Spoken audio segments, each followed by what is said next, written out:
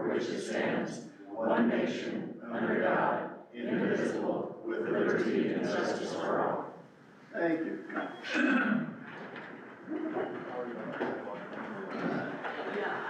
Yes, roll call. Yes, Mr. Mayor. Mayor Smith. Present. Alderman Villier. Present. Alderman Hill. Present. Alderman King. Present. Alderman Lancaster. Present. Alderman Squatash. Present. Alderman Wilson. Present. Thank you. Okay, item number 2, any agenda amendments? Yeah, we have a couple of little tweaks here. We'll skip the ordinance read for number 10. That's regarding the appointment of officers to Southwest Missouri. That's the water board. Nathan and Logan said a resolution should be sufficient.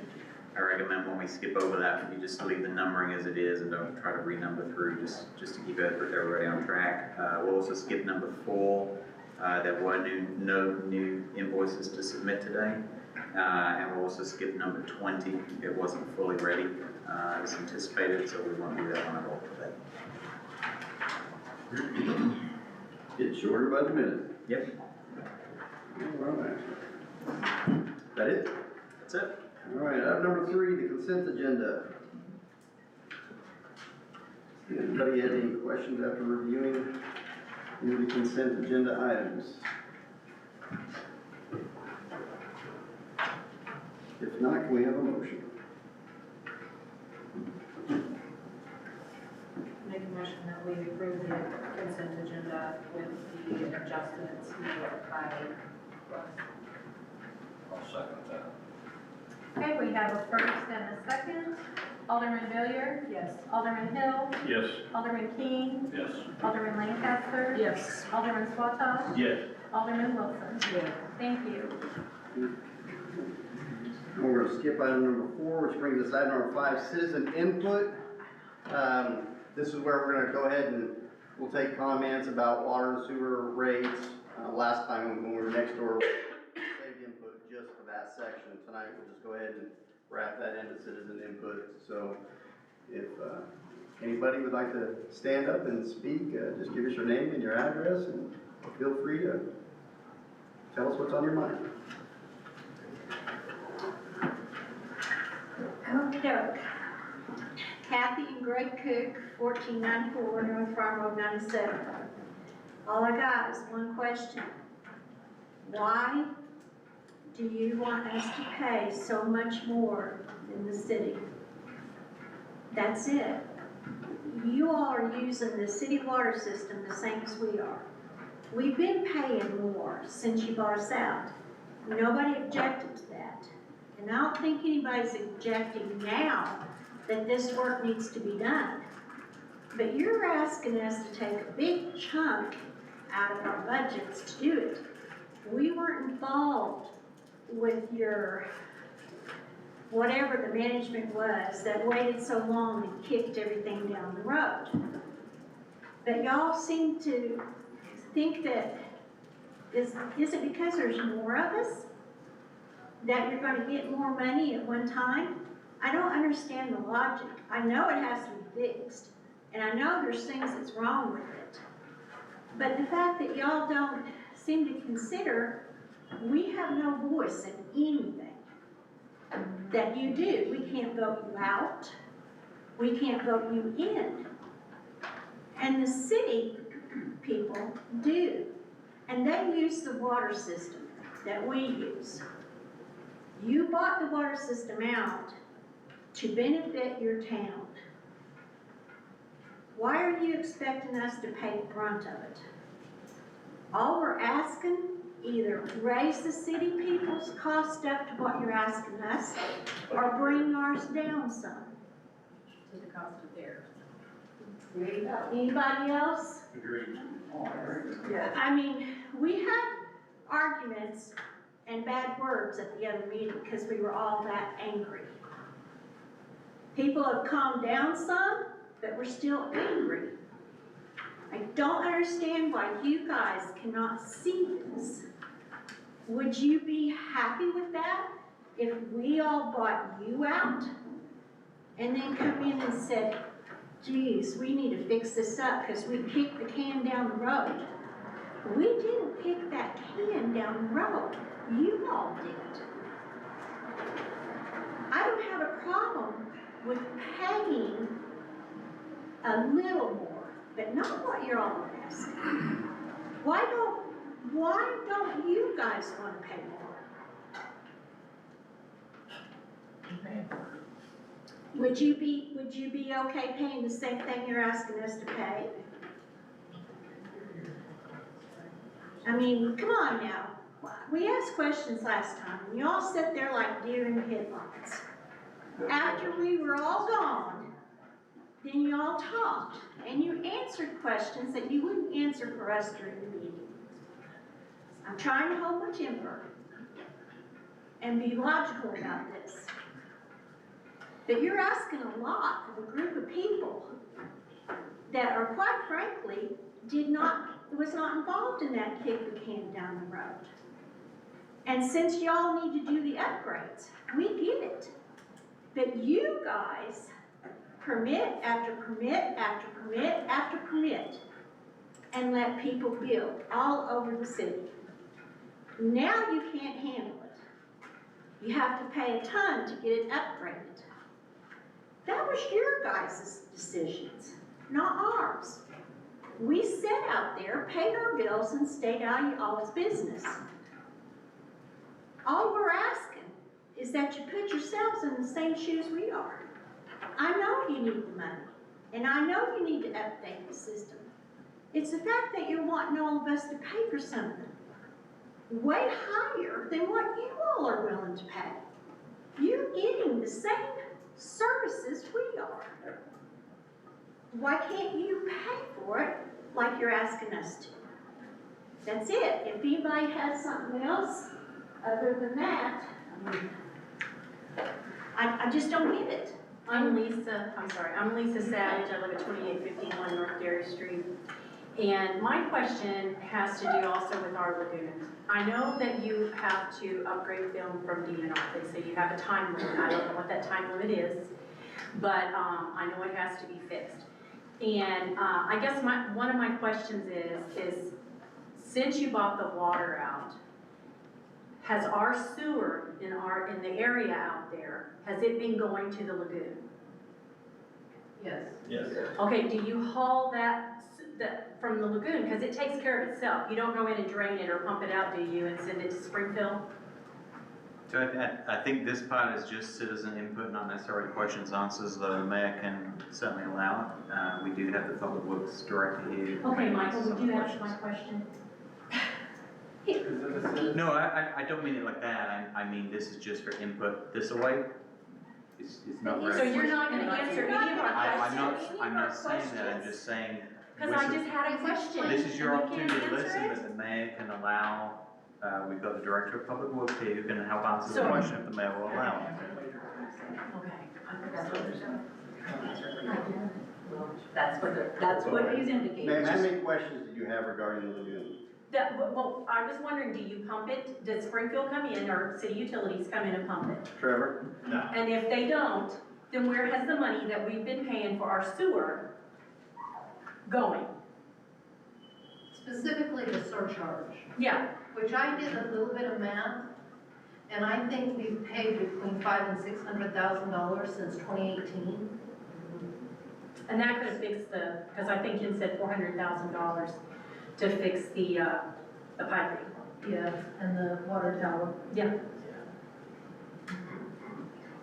So that's what we would like to know. Well, if you would like to know, unless Carolyn can correct me or not, but we certainly as a board don't have an itemized list of where your money has went for a particular item over the last how many years? Since 2018? 2018. My understanding is 2018 is when they Yeah. did the surcharge. Carolyn, do I assume correctly that whenever we take money for the surcharge, that it probably does not specifically say where every dollar goes? Exactly? It does. I'm sure Trevor can verify this. There is lift stations, it's not just the lagoon. There's pipes, there's treatments, there's all kinds of expenses. It's not like it just goes into a hole. There's still lots of expenses that apply. Well, is it, So how do we see the accounting for what our dollars are supposed to be because see, for? we don't have any representation. No, It's like taxation without representation, I don't know how that can be. you take the money, you Okay. spend it, we wanna know where and how. Okay, your turn. Do we can we get an audit? Jenny Oh, we Williams, probably could if we got mad enough and pushed it far enough. Do you wanna do that? Jenny Williams, 6815 West Cactus. Who do we ask these questions to? Depends Because on I what- think that's where we're at. I mean, I prefer that the expert answer the question, the expert that we had before, but obviously, We it's got public understand works. that I there mean, we was got an expert accounting before. here, we got public works, we got the city administrator, we got the Yes, attorney. Public Works. So it really just depends on what area you're gonna go to. Well, we've asked questions so far and you And haven't you told us answered we any. should. I asked the It question. wasn't as much as you can't, it's just, I was just explaining that it's an input session for you to provide your input to the board. You We may did certainly that allow additional last, questions we if did she's that at allowed. the last meeting and you didn't answer our questions then. Well, there was a lot of questions answered during the discussion, but everybody had left. I asked at the last meeting if you guys wanted us to pay to have the expert that wrote that report, that we paid to complete that analysis, How much did to you have charge you? another meeting so you could ask very specific and pointed questions to the author of the report, and you said no, don't So bring did that. you, did. I Told you don't to talk think- about the cost that it would be. Yeah. Shouldn't you, And we shouldn't didn't you see, be able but the to burden answer back these on the city on questions? that. Well, he won't come back for free, I tell you that. Well, yeah, who So would? who Would you? would? Exactly. But could he answer our questions about where why we had the surcharge and where the I money? believe it was He can fairly well detail for it. explained in the report, it talked about how it's general No, she's practice and how it asking costs you more. how- No, So, Accounting. the for accounting tax. costs, Carolyn should be able to assist with that. We're audited annually by an independent financial auditor, we're required to be audited. The books should be open, part of the new website, we'll have more transparency on there online. One of the things I'll speak to later is actually from a comment that you made at the last meeting that I had an idea, so that may also help satisfy some of the concerns you have about oversight. But yes, I mean, the records are available. What I think we're hearing is that you wanna know where your specific money goes, but as far as the revenue side goes, it revenues into one big pool, it's one big system, it's not, we don't So look at how it do and go, you this is decide net, that? and this is, How We do we understand. trust you with what you're doing? no, we understand that. We understand that the money all goes in what I do. right. Yeah. But what I wanna know is then how do you justify all these years that we paid into the sewer? We paid you guys surcharges and we paid for that, and ours is actually being treated by itself. How do you justify raising our rates so extreme compared to the city people? Well, again, I think there was a recommendation by the analyst, which is, and I know there was a comment online about, I'd said you can do whatever you want. It That was was in me. It was That in was me. reference to the surcharge. The board doesn't have to go with that. They can go, well, let's do 10%, let's do no percent. So why don't you? The board has Why that don't discussion with public input. Why don't you? I So don't what know, have you they haven't came up- decided yet, they haven't So decided. what percentage are Yeah. you coming with now? There's various different Still the options same? that they will discuss when we get there. We've got a flat rate recommendation, we've got to maintain the 10% recommendation rate. We found an average based on all the area cities rates, and then we've got the recommended rate that the analyst provided last time. So there's some that they will consider here in a little bit, and they may decide not to go with any of them for a little bit and have another hearing. That's for these ladies and gentlemen to decide. So we're taking it down the road. Of course. Another thing too, I was gonna ask you about, you know, we're on Social Security, and we're gonna, I think, getting a 2.5 increase. So if you're asking for what last time it was 188% increase, I don't think it's 180%. 150. 150. okay, I thought it was 150, 30 off. 88%. It is an 88%. But still, you see what I'm saying? You're pricing people out of the county. I don't know what Yeah, 150% now, I think. It's 151. Ma'am? That's the You numbers. don't add 2% just together, you have to take the initials as a whole and then divide them out. It's not 189%. So you're asking It's still a large people on a fixed income that don't have that kind of money coming in, some of us do, some of us don't. what will you do if some of these people can't pay it? You gonna cut them off? Well, I mean, dealing with hypotheticals is a hypothetical. Well, the hypothetical is what Bill Everybody gave us. earning money is also on a fixed income. It doesn't make it right to do any one group over another. I don't think anybody here, and I'm speaking out of turn, apologies, but I don't think anybody here necessarily is looking to just bury everybody under something. I think everybody here understands nobody really wants to do this. This is why people usually put these things off for a long time. Nobody wants to make a group of people unhappy. We all want to live in the community. We don't care about paying. We don't, it's It's making being it fair about, do the same as in the city, as the rule. All I can speak to is based on the direction of the board. They heard your concerns at the last meeting. I think if you've watched the video, removed a motion from it, just watched it, they had a very productive discussion. It's a very difficult thing to thread the needle because ultimately you're balancing the what was with the what needs to be. And it's difficult, but I think the board listened to a lot of the comments and they took that and they discussed that at the last meeting. I really wish a lot of you had stayed. I mean, it was online, so I mean, it's fine, but We didn't know that We you didn't were know this doing was that what's going business on. We thought it's just gonna be back regular Willard City business. It was not brought up on water. understandable, but point being, I mean, they did take those concerns into account for all of you. I've taken a lot of action from that afterwards to try and deliver on some of the comments. Yes, I recognize the city had some concerns in the past, but at some point you have to put those aside and let this board move the city in a direction that they're going to take it, hopefully, that is representative of those views. I think ultimately what you get is, if you fail to act, you all show up very angry one day saying, why did nobody do anything?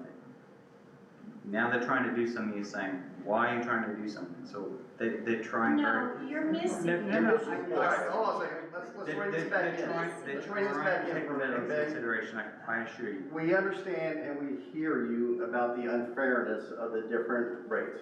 We understand that, we've heard that. Ma'am, did you have a question? Me? Yes, ma'am, you. No, I wanna finish listening to what you have to say. That was all I had to say, is we've covered that part about, we understand that you're upset about the unfairness issue, we've heard that. No decision has been made yet, so did you have a comment that you wanted to make? I mean, I really just want to point out that I think what we all want is it to be fair. And honestly, at this point, I think being fair is that everybody pays the same amount. I mean, if we look at what we've paid in the surcharge, which we didn't complain about.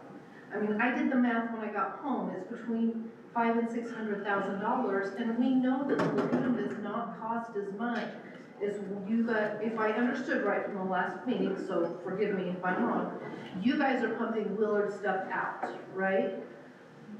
Can I ask that question? Yes. Yes.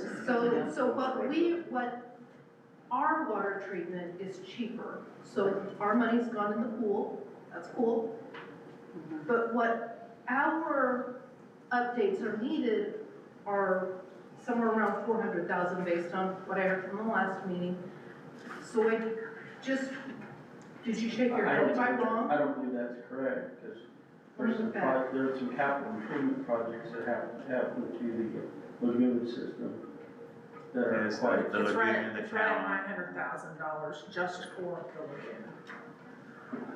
Okay, I got 175 for Meadows, external repairs, that was That's from. water tower. That's, no, you said the water tower fix was 250.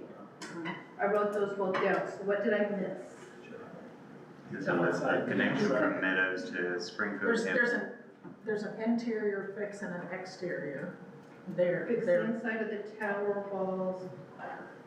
Okay, okay. And it may be again- separated between Interior, you said finance and 175. Okay, cash paid, yeah.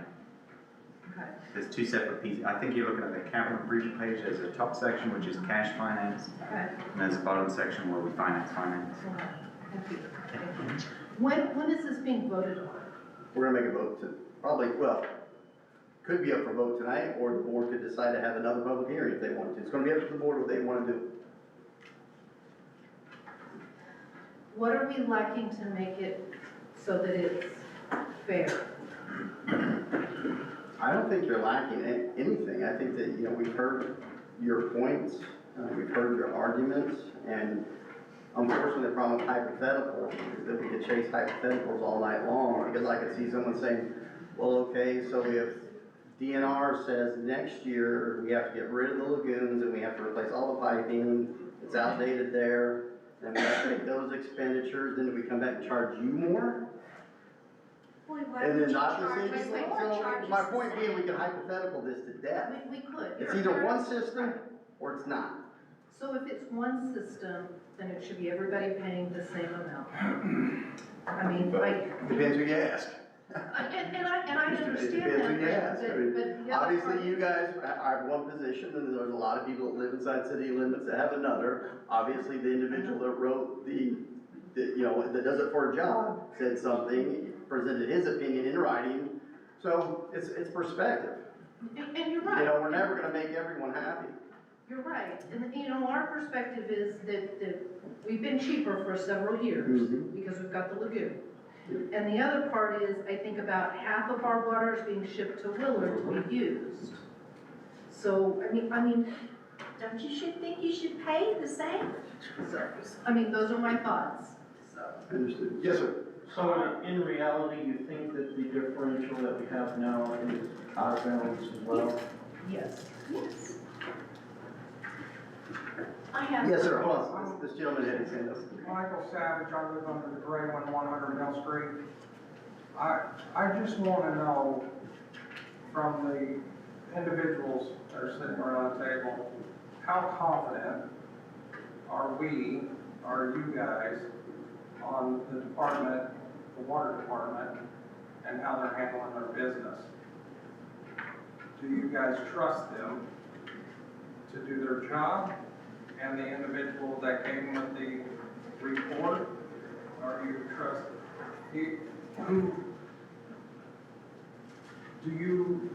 are you guys putting a stake into it, is what I'm saying? Are you guys standing up there right now because you're gonna vote on something? Are you guys gonna put your stake behind the Department of Water? You know what I'm saying?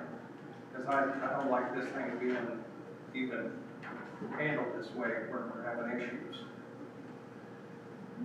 Good question. Well, I can give you my opinion, but, if we're gonna go around robin and give opinions, it's really gonna be an unproductive issue, but I understand your question, and this is my opinion. And mine only, as an individual, is that I believe that when you have an expert that you pay, I personally take their word for it. We pay an attorney to sit here and give us legal advice. When he needs to give us advice, I trust his opinion, because that's what we pay for. Two gentlemen in the back, they are experts in their field. The gentleman wearing the holster over here with the badge, the courts would say he's an expert in his field. And me personally, I put the faith in what the experts tell me, because that also begs the question, why are we gonna spend tens of thousands of dollars for an expert to give us an opinion on road paving, sewer, water, building construction, electricians, things that we deal with every day, if we're not gonna listen to them? We're just wasting everyone's money if we're just gonna hire people and say, I really like what he had to say, so I'm just gonna do what I wanna do. That's just one guy's opinion. If anybody else wants to answer, they can. If they don't want to, that's up to them. Hold on a second, we haven't finished this address yet. So I'll leave it up to, the alderman, if you want to speak to it, you can. If you don't want to, then don't. I think the other part of your question was, do we trust the water company? The water department, like the The two gentlemen in the back had Public Works, they have 100% of my confidence. If they didn't, they probably wouldn't be sitting there. What do you do for the water company? We're not gonna get into resumes and, we're not getting into what's your history, how many degrees do you have, how many certificates do you have, we're not doing that. What we can say is they're certified beyond the minimum requirement process. Very good. Yes, sir. Go ahead. Were there any other aldermen that wanted to address anything about credibility? If you want to, please do so. If you don't, that's fine too. The only thing I'll say, I lived in the Meadows a few years back, and I was there at the transition, and the City of Willard Public Works and Water Department fixed a lot of problems that I had at our house in the little cul-de-sac where we live had very low water pressure, pipes were continually breaking. They upgraded, updated, and pressure was good, and we didn't have problems after that. I don't live there now. We've been there 22 years, so. We've been there 30 years. It's a great area. And we didn't have a problem with paying that Right. little bit extra for that to be done. Right. And we don't have a problem with paying a little bit extra now.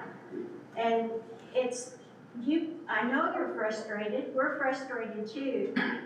You just can't expect everybody that's using the system, you can't expect over half of them to pay double and more. Yes, sir. It's ridiculous. I would love to speak to some of the comments that I've heard around here because it's rather interesting. You made the point that we should listen to the expert. That was your statement, is that correct? Yes, it was. Okay. Your expert in the executive summary said that these analysis calculate water and sewer rates for Willard that are in a cost to serve structure with a level minimum charge and a unit charge for in-city customers and a higher and level minimum charge and unit charge for out-of-city customers to account for generally higher cost to serve outside the city. That's your expert said that. I didn't make these words up verbatim. Read it off of his report. And I read his report. I read the whole thing. You know what I didn't find? You know what I didn't find in there? I didn't find one bit of data to support that statement. One bit of data to support that statement. If you guys can provide that data, that'd be awesome. Tell me why it costs more to provide water outside of the city limits. Is it not commonplace practice for all the outside, all the surrounding communities do the same thing? It would be potentially something to consider if the city had expanded their system by laying pipe and doing those things to provide service outside of the city limits. Okay, you understand that? Yes, I do. But in this case. I looked at Stratford and Bolivar, Republic, all over. Right. And there's every town around us has a different. How much was the percentage? I'm sorry? How much was the Well, percentage? it varies. It varied. By the water. But did any of the percentages amount to what you guys proposed Yes, to do? That they're paying 80% more? 50 is the surcharge for out of city. So my 50, question I don't is, believe it. my question is, Do not believe did it. they expand their system to provide service outside? Or did they acquire a system that was intact and providing for itself so that they could supplement their own lacking water supply? Which way did it go? Yeah, it's So- a good point. But one thing I don't see. Could you state your name, so I know that? My name's David O'Connor. I know she's gonna want that for the minutes, and I need to. Sorry. And the reason that we don't answer is because the order of a meeting is your input, and then we have opportunity to discuss later. But if we're going out of order, can I speak for you, Mr. I think Mayor? the situation's warranted. Okay, so one of the things that we purchased the system, you or whomever owned it, sold it and didn't want to maintain the system. Mr. Hill just talked about he had issues with water lines that had to be replaced when he lived there. So whoever previously owned that water system said they no longer wanted to pay to maintain it. And so the city bought it. Yes, when you buy something, you get to use it for whatever you would like. One of the things that you keep saying there's no difference in the service, there's $1 million right at in the capital improvements. Sure. If there's 274 rural sewer customers for the city. If everyone lived in the meadows, That $1 million would need to be divided against your 274 people that use that sewer section that we are putting $1 million into. But that's how you choose to do it. But you're saying there's no differential. So let me give a little background then, because you're kind of cherry picking. You're kind of cherry picking. You're saying, oh, we got $1 million coming up. How much you got on the force main going into Springfield We have, from we have 94 lift station? we have 2,200 customers that is divided amongst, No, to hold on, increase the hold on. rate. How much did we spend on the 94 lift station? How much did we spend on the additional force main to go from the lift station to the 94 lift station? How much were all those costs that we just conveniently don't remember those ones because they were before today?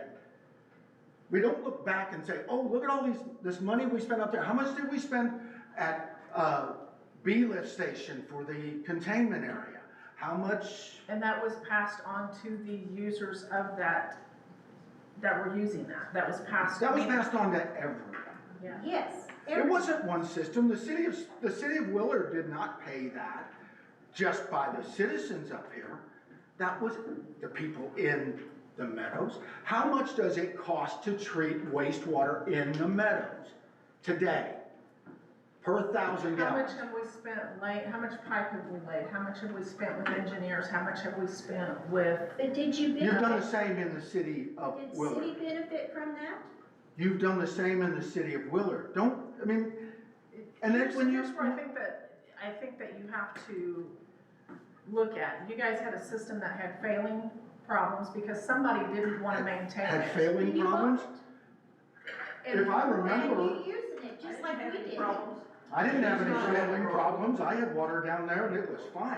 In fact, Well, for shortly after the city took over the system and before they started chlorinating, that water was deemed The best. best in the state. Then Am I right?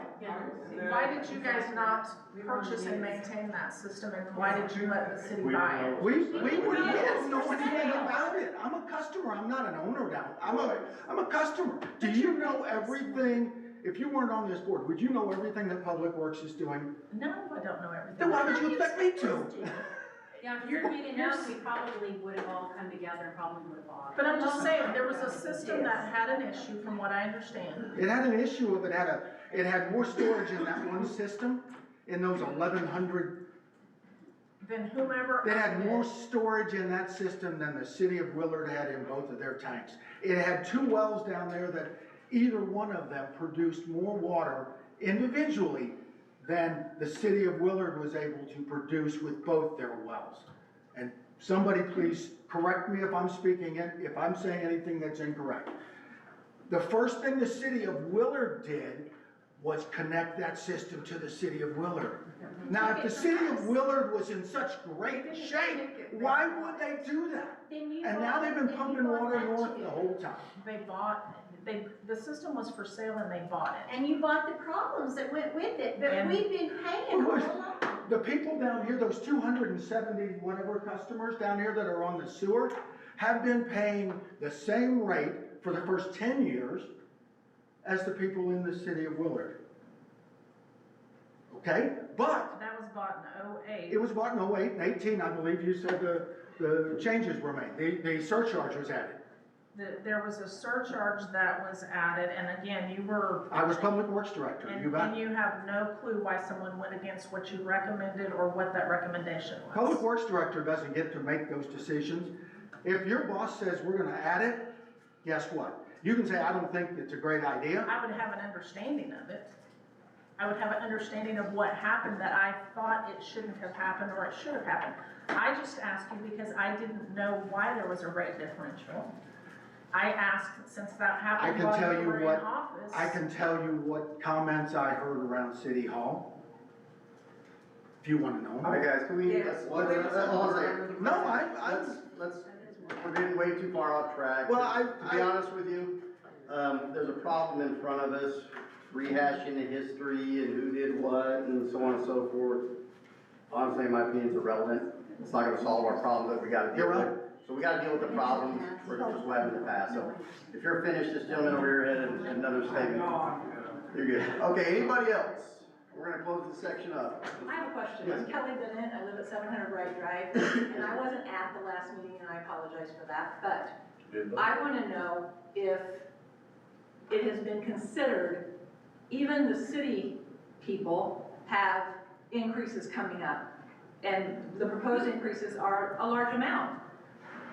And I want to know why it hasn't been considered, or if it's been considered, maybe it's already been considered, that we do it in increments instead of all in one lump sum, you know? Because nobody can pay 100% more. You have to do it in increments. You do that in your own budgets. You don't all of a sudden go out and say, oh, I'm earning the same amount of money, but I think I'm gonna spend $2,000 more this year. You don't have to spend, you know? So, or 20,000 more, whatever.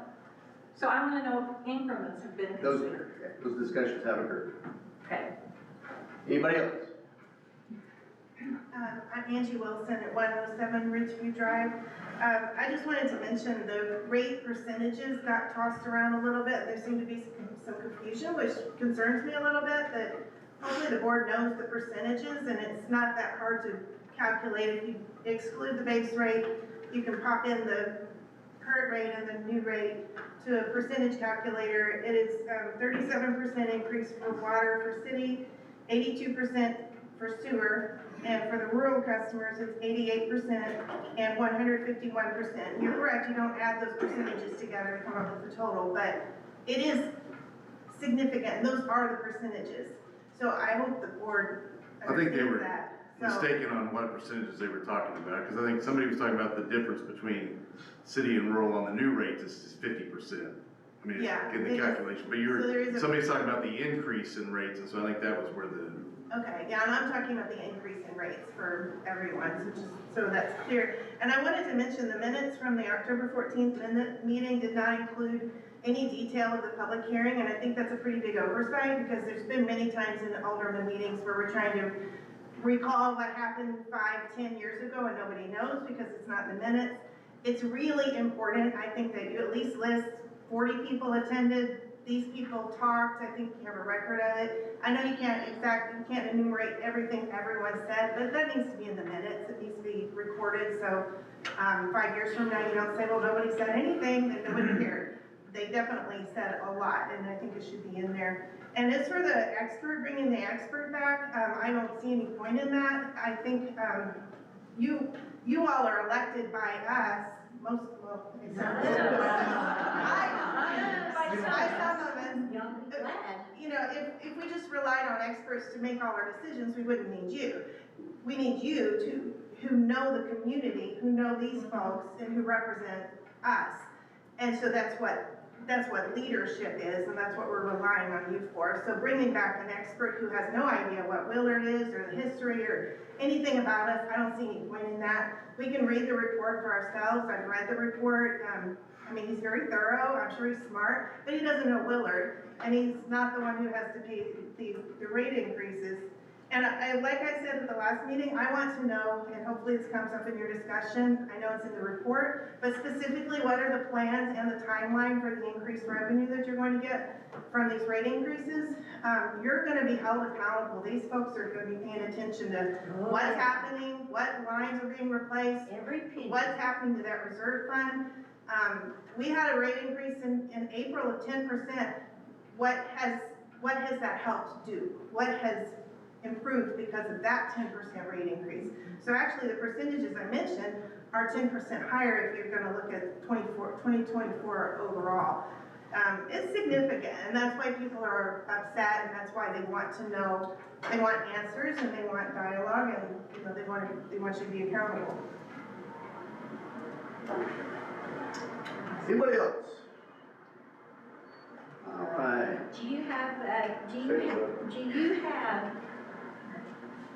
any way for us outside the city that can't vote or do anything with city business that we can monitor what you're spending this money you're asking us to pay I for? believe our budget's open to the public. Well, you said earlier that you guys didn't know. Well, we may not itemize it the way you want to itemize, but that's up to Well, yeah, we wanted, if I have my budget every month, I know where every bit of that penny is, and the IRS is gonna find out. So you all don't have to do that? You don't have to put down what you spent for what? Yeah, yes, we do, but it's not quite, I think you're looking for an itemization, but I hope you'll hang around because comment you made last time, I had an idea I think you might like. All right, thank you. I mean, there needs to be an accounting for it. Is there an audit that happens every year? Yes, Legally required. So is that gonna be available to us? absolutely, it's open to the public. And that goes with everything that you're taking in and doing? Yeah, you can see It's all of gonna our, be you can accounted. you can see the entire budget.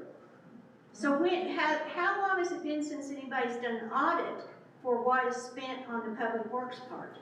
I think they How much did it just money a couple months for back. sewer and water?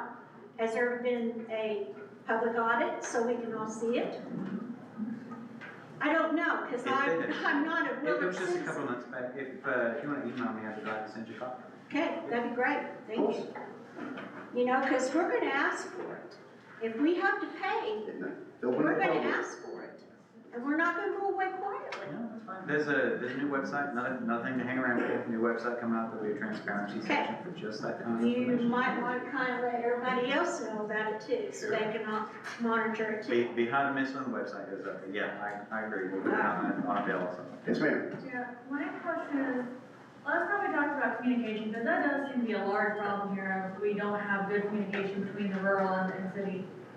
The meeting that was there tonight, I didn't even see the announcement for when and where it was, because when you guys put on the website, it's in small font for the heading, and then the text for the actual date, you can hardly see it against the background. I couldn't see it. It wasn't posted on the Alderman page, it was just really hard to see, it was buried in a bunch of other stuff.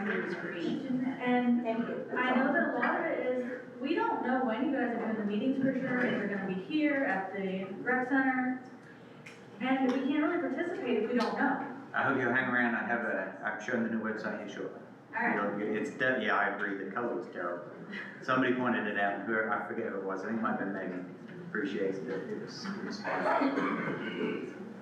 All right, moving on to item number 6. Resolution of the Board of Aldermen of the City of Woodland, Missouri, approving the mayor to enter into a healthcare contract providing health insurance for the employees of the City of Woodland, Missouri with Hollis Acres, RD Insurance, and Business Advisors of Springfield, Missouri, representing United Healthcare. I would like to present Cameron Black. He's with Hollis.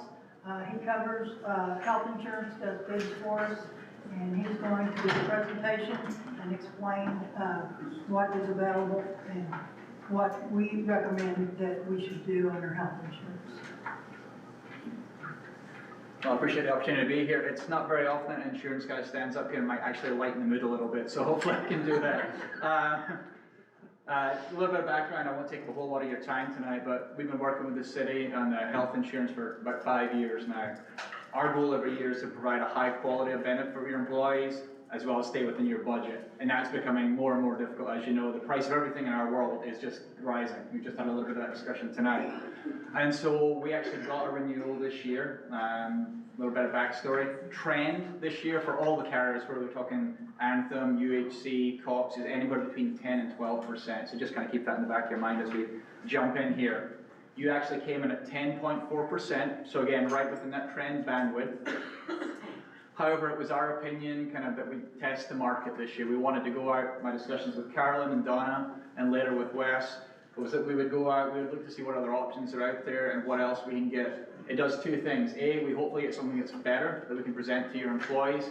And if we don't get something better, we know that we have kind of uncovered all the rocks and kind of found what is out there.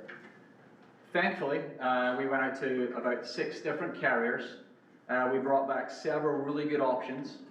And the one that we are, I guess, recommending tonight is to change from United Healthcare to Anthem Healthcare.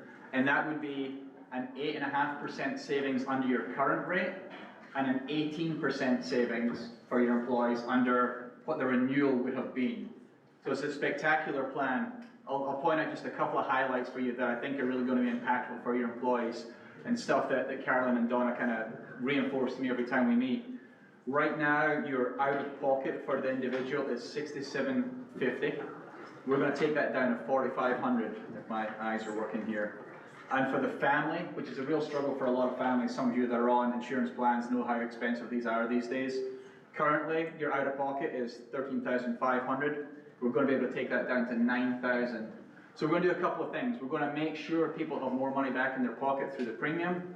We're going to make sure that their out-of-pocket costs are better. And over time, I don't expect a huge influx of families to jump on your plan because it is still expensive. No matter who we go with, it's expensive. But it's a lot less expensive than it was and than it would have been. And so hopefully we can start getting some people onto that plan. The more people we have on your plan over time, the bigger number, the more options we have in the marketplace, and the law of numbers, we can kind of continue to knock that price down. So overall, it's a better plan. It's less expensive, 18% over what you would have been, and I think your employees will be really happy with that. One caveat to it, and you guys are probably all thinking this in the back of your head, right? Why the heck are you moving us to Anthem right now? You've all seen the newspapers and seen the news. Anthem right now are in a contract dispute with Mercy. This has been going on for a couple of months now.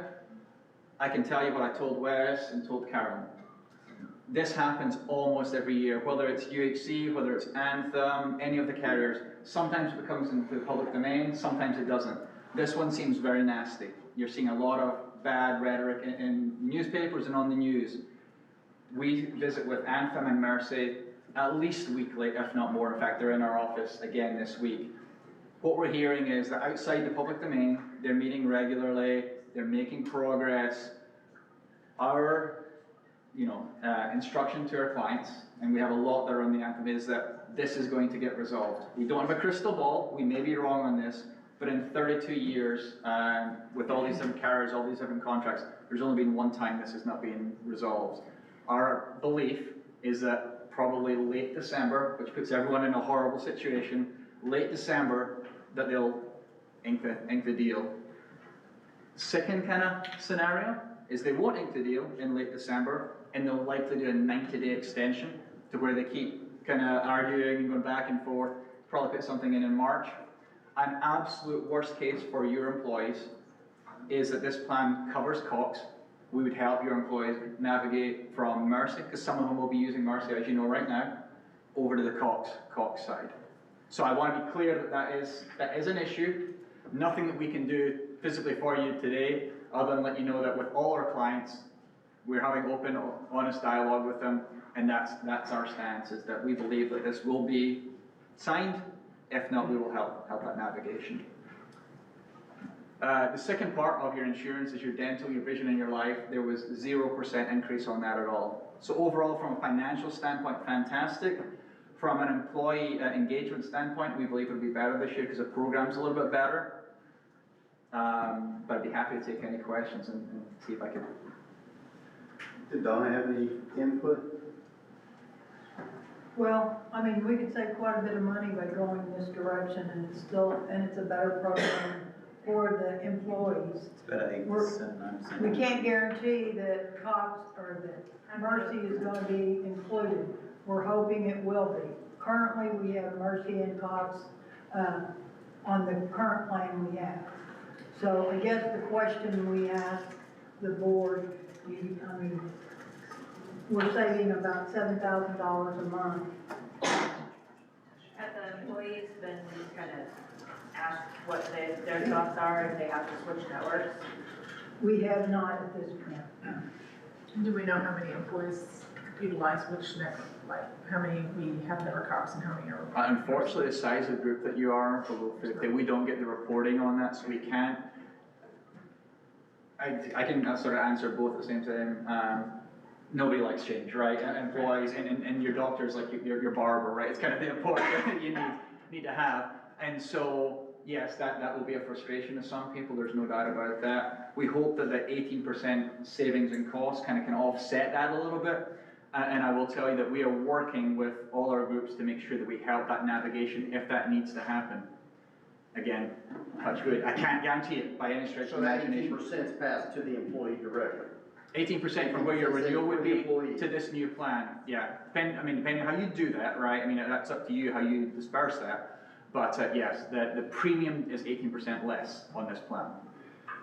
We did also run into a similar situation that he's describing in Kansas and they ultimately backed down because they realized how much money they were gonna lose by losing all those customers, so it's like Cameron's saying, it's kind of a standard warfare, but usually they back off a little bit on the end. And if you think of the I-44 corridor with all the Mercy Hospital, and I'm speaking as an attorney, I'm just kind of trying to paint the picture, with all the Mercy facilities and Anthem being the biggest healthcare, they're most likely going to find a resolution to this. I'm sorry. Well, I might have two questions. I'm not sure I heard everything that Wes said. What would be the average household plan cost for an employee, for the employee, say it's a family of four, mom, dad, 2 kids, what would they be? Right now, I mean, your cost right now is, right here, but basically about $2,600 for a family of four right now. Right Yeah. now. Per year or per month? No, per month. Per month, that's the current, what is your cost gonna be? We're going to take that down to 23, and that's a 10% savings. So somebody help me with the math here. So that's going to be 10% better. Okay. And the other side of the question is, what would cause Mercy not to be a part of your plan for these employees? To where right now it's Mercy and Cox? Right now, it's right with United Healthcare. They have that signed contract. If Mercy doesn't sign with Anthem, Right. that would be the reason. Okay, You know. What would cause them not to, is what I'm asking. Well, they're disputing over cost. Mercy's asked for higher pay from they want Anthem. more from you, yeah. Again, Anthem has asked, from what you're reading and what we're hearing, 5 times the rate of inflation is what Mercy is asking for. Now, Mercy will have a different argument. I'm not here to represent either side.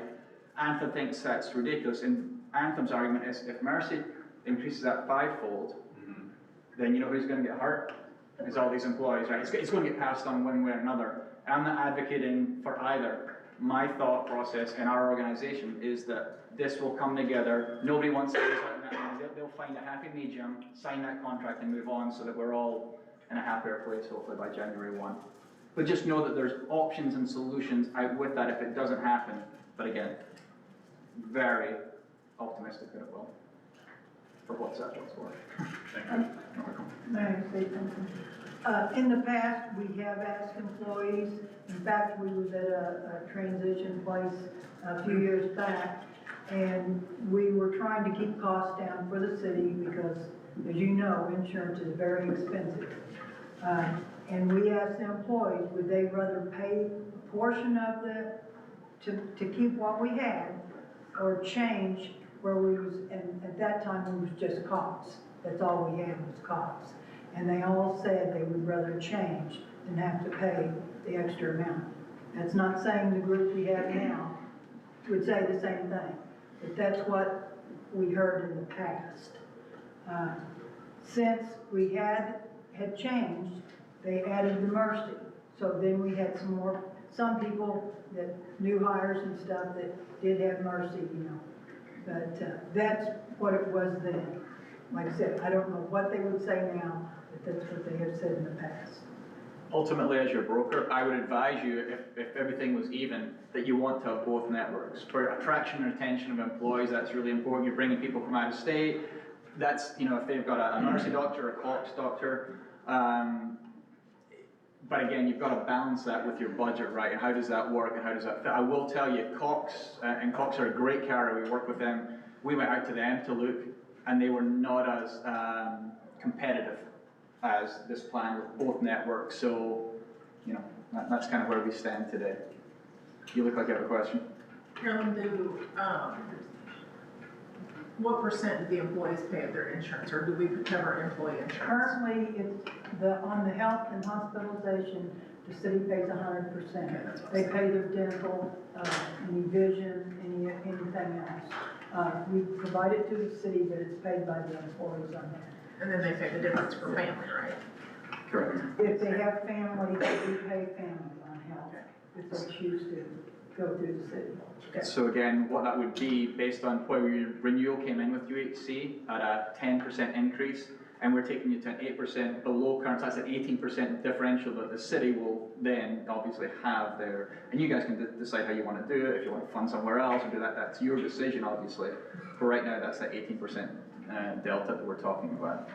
And the reason it's a little bit tougher to give you exact examples of what, sorry, I could have done that, is you're on what's called an ACA plan, where everyone around this table, because of different age and sex, will pay a different amount, where we're now going to move you to a composite rate, so every one of your employees, regardless of age, sex, are all going to be exactly the same rate, which makes it a little bit simpler for Carolyn and Donna too on the administrative side, and really makes it easier when you guys are deciding percentages and how you're going to pay. By going with this plan, the city would be saving around $85,000.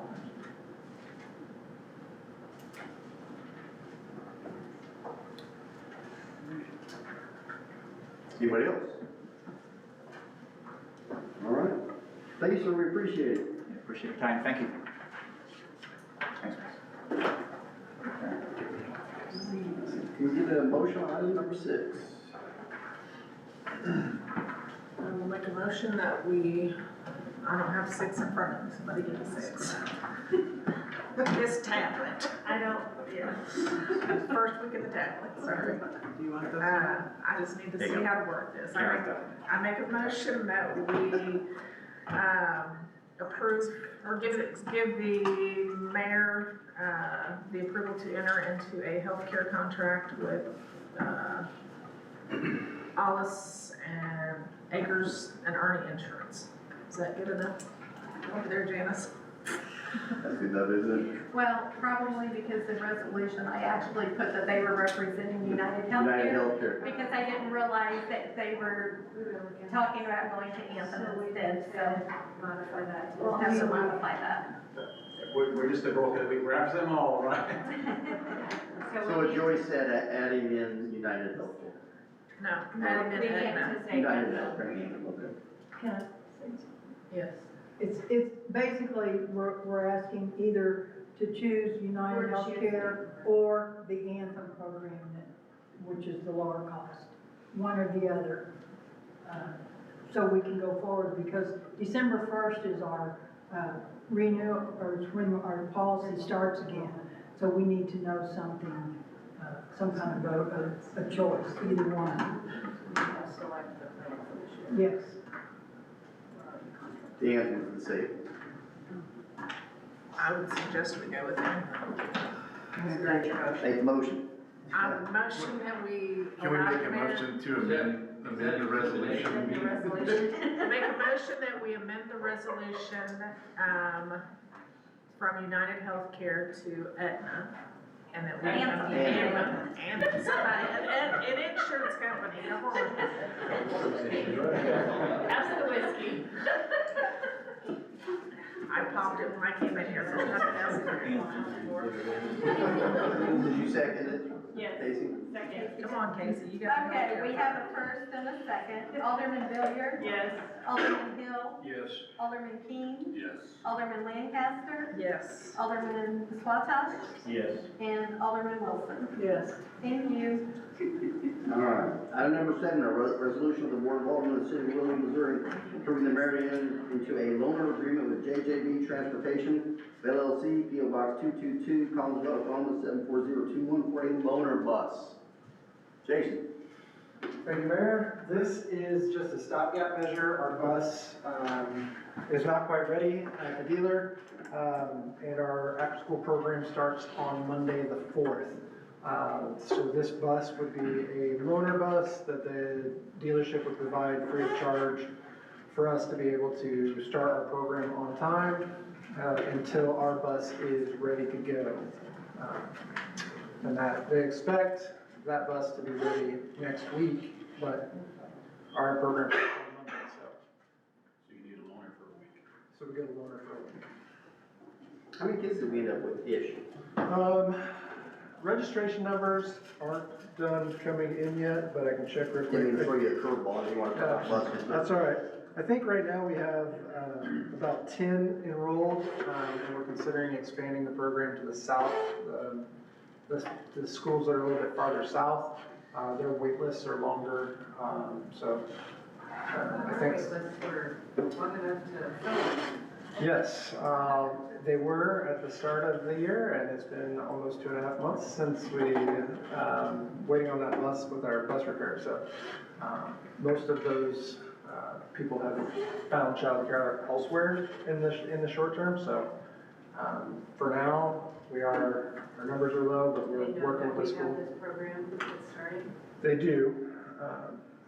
So we've been sharing it out on social media, and we've gotten some feedback from people who've reached out and said, boy, it'd be great if you could come to South or Orchard Hills, because we have a wait list and we don't have childcare. So one thing we're looking at, evaluating there is, can we stretch to that far south part of the district? What would the fuel cost of doing that due to? The fuel costs will increase based on the amount of travel that we have to do, and we're not certain that we'll have a high enrollment, just based on the fact that most of the parents whose children go to Orchard Hills Here to pick up. work in Springfield and live in Springfield, so they would be traveling out to Willard to pick up after work. So it's not off the table, but for now we're still trying to make it work. One thing I think we have to do is maintain consistency. If we've had these kids signed up since we said we would do this program, so I think if we say we're gonna do it, we're gonna do it, we're gonna do it, and then we don't do it, it is a real black eye, so. Have we said that we are going to do it for this year to see how it runs? 'Cause We have that's how I committed, recall. yeah, we have committed for, through May to do it, with the option to, in the upcoming years, not offer the program if it is not a successful program. So, as we discussed. All right. No, you're right, you're good. Can we get a motion regarding the loaner? I'll make a motion approving the mayor to enter into a loaner agreement with JJB Transportation regarding for a loaner bus. Second. Okay, so we have a first and a second. Alderman Villier? Yes. Alderman Hill? Yes. Alderman King? Yes. Alderman Lancaster? Yes. Alderman Spatosh? Yes. And Alderman Wilson? Yes. Thank you. Right. Item number 8, a resolution of the Board of Aldermen of the City of Willard approving the mayor to enter into a contract for engineering and professional services for the Jackson Street improvements. I'll take that, Mayor. So, as was directed by the Board of Aldermen earlier, we were looking to make some improvements on Jackson Street, adding some sidewalks and everything like that for the school, in front of the commercial district, and tying it back into downtown. Looking at the scope of the project and everything like that, we thought it prudent to get some engineering and design on that due to stormwater flows and different sized pipes and detention basins that go through the area, and to form a standard for bidding for contractors. As they come in and bidding, they'll be bidding into the same engineer standard versus whatever grant ideas they have on the project. So what we're proposing is a contract to enter into services with CJW for the Jackson Street improvements, and the cost to exceed will not be more than, I believe it was $14,820 for that.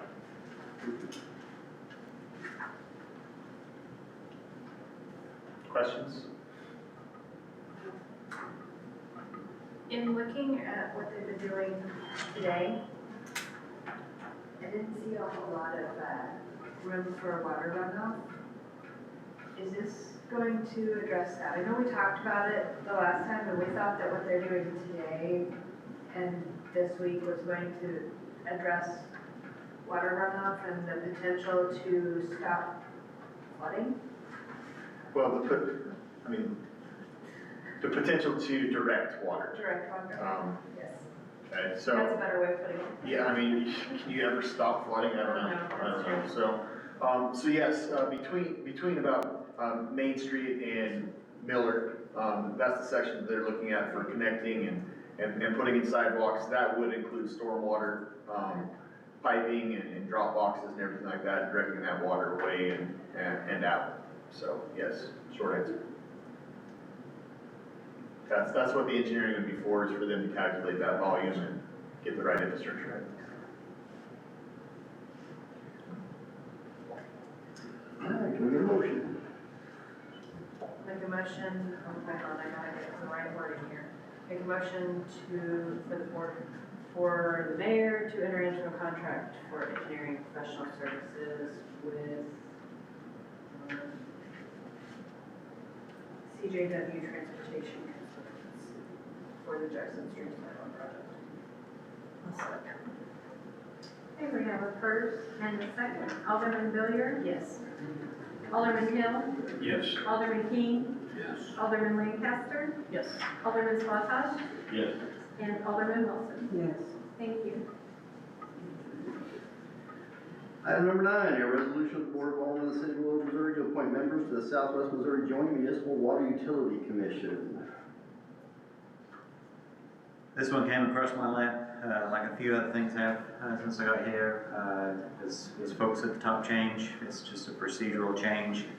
New man, new city administrator, you will be considered the director for the city, and then I'd just be an alternate if you're unable to attend a meeting. Very good.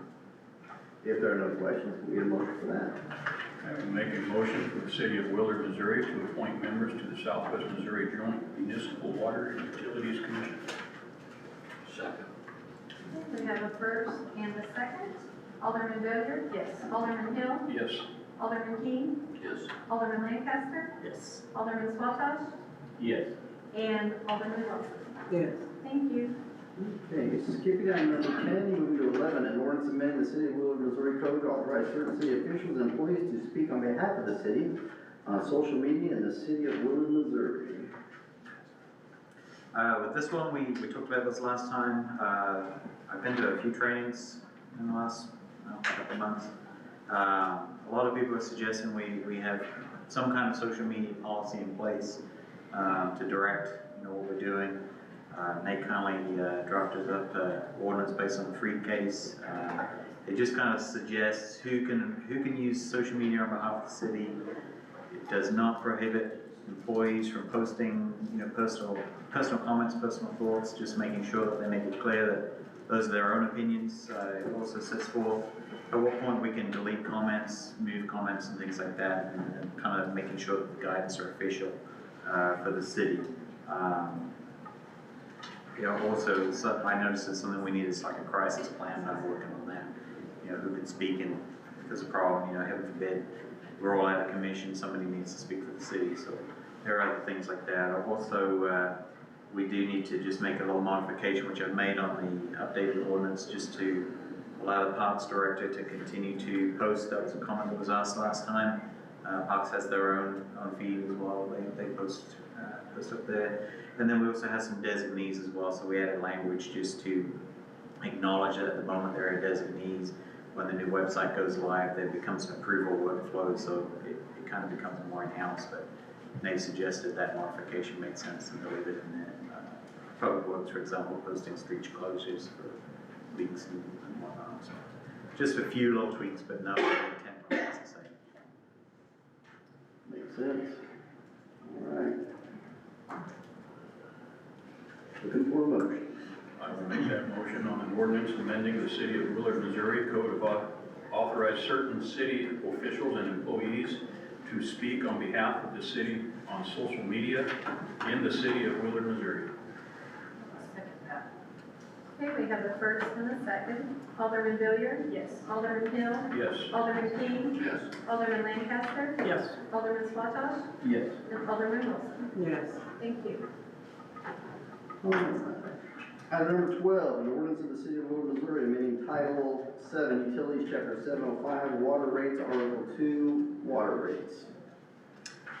I had planned some things to say, and I hate to read, but I'm just going to read it just to make sure I don't miss any guidance for you guys. Read loud.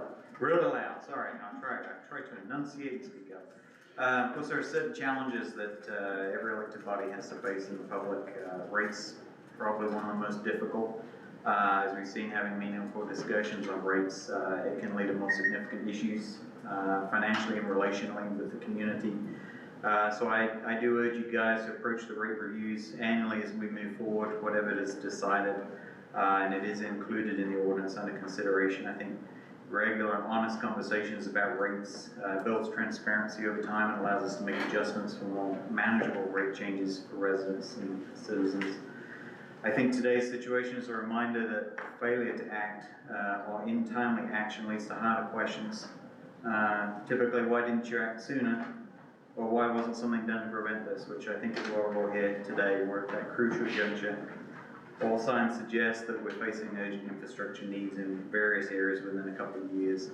I think the analysts did a good job of kind of mapping out those timeframes based on the information we currently have.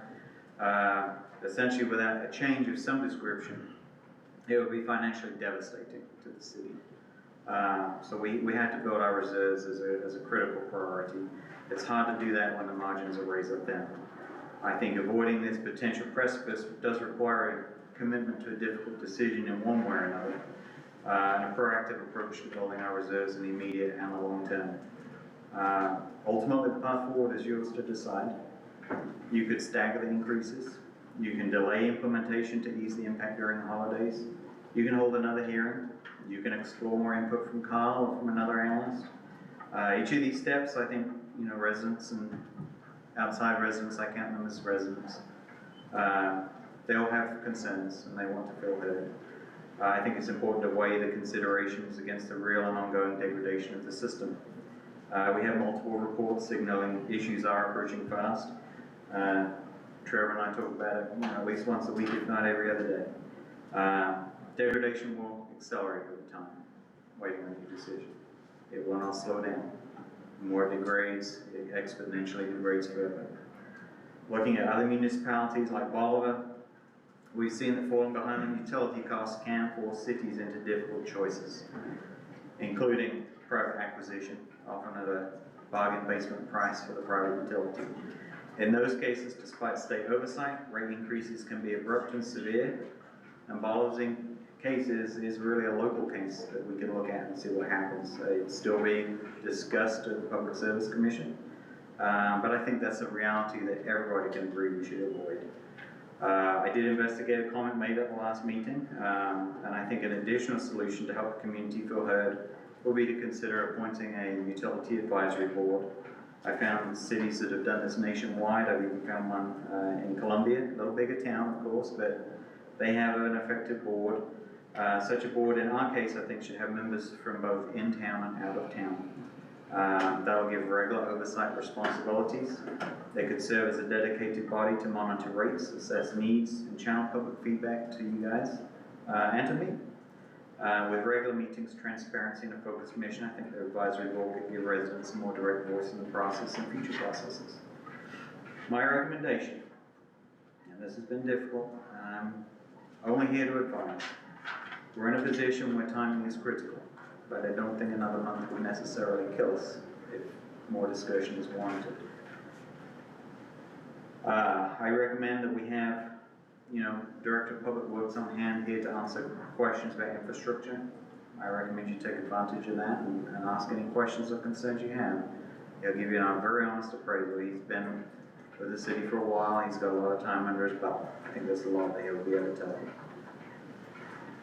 I believe that ultimately, we have a lot of history that got us here today. And I think that making sure we acknowledge the history transparently is important in the decision-making process. It helps address the public concerns, and it helps explain the need for timely action. An analysis that is as detailed as what we've got goes beyond the typical rate study that we perform in town. I've done those plenty of times myself. This guy has gone a long way out, explained it in many, many pages that give us all it's complicated. It is. But ultimately, he does provide an impartial assessment to support informed decision-making for the city. He has extensive experience in DNR and personnel analysis that he's done.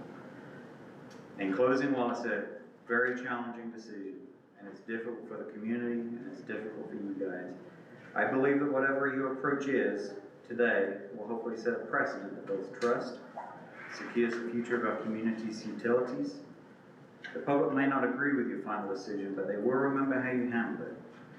And my role is, of course, to advise and guide you, so if there are any additional things you need from me to make a final decision, we can put it off a little bit longer and I can get the questions answered. We did secure some additional rates in the packet, flat rate, maintaining the surcharge as it is. We went with an average surcharge.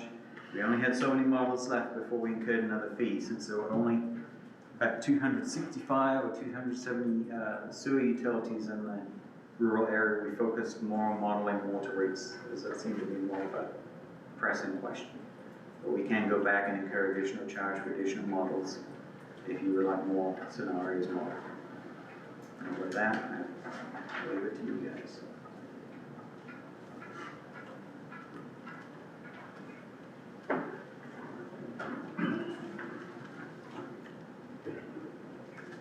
So at this point, board, you have a couple options. It's up to you what you do. I think, I just want to discuss why I have some of the views that I have.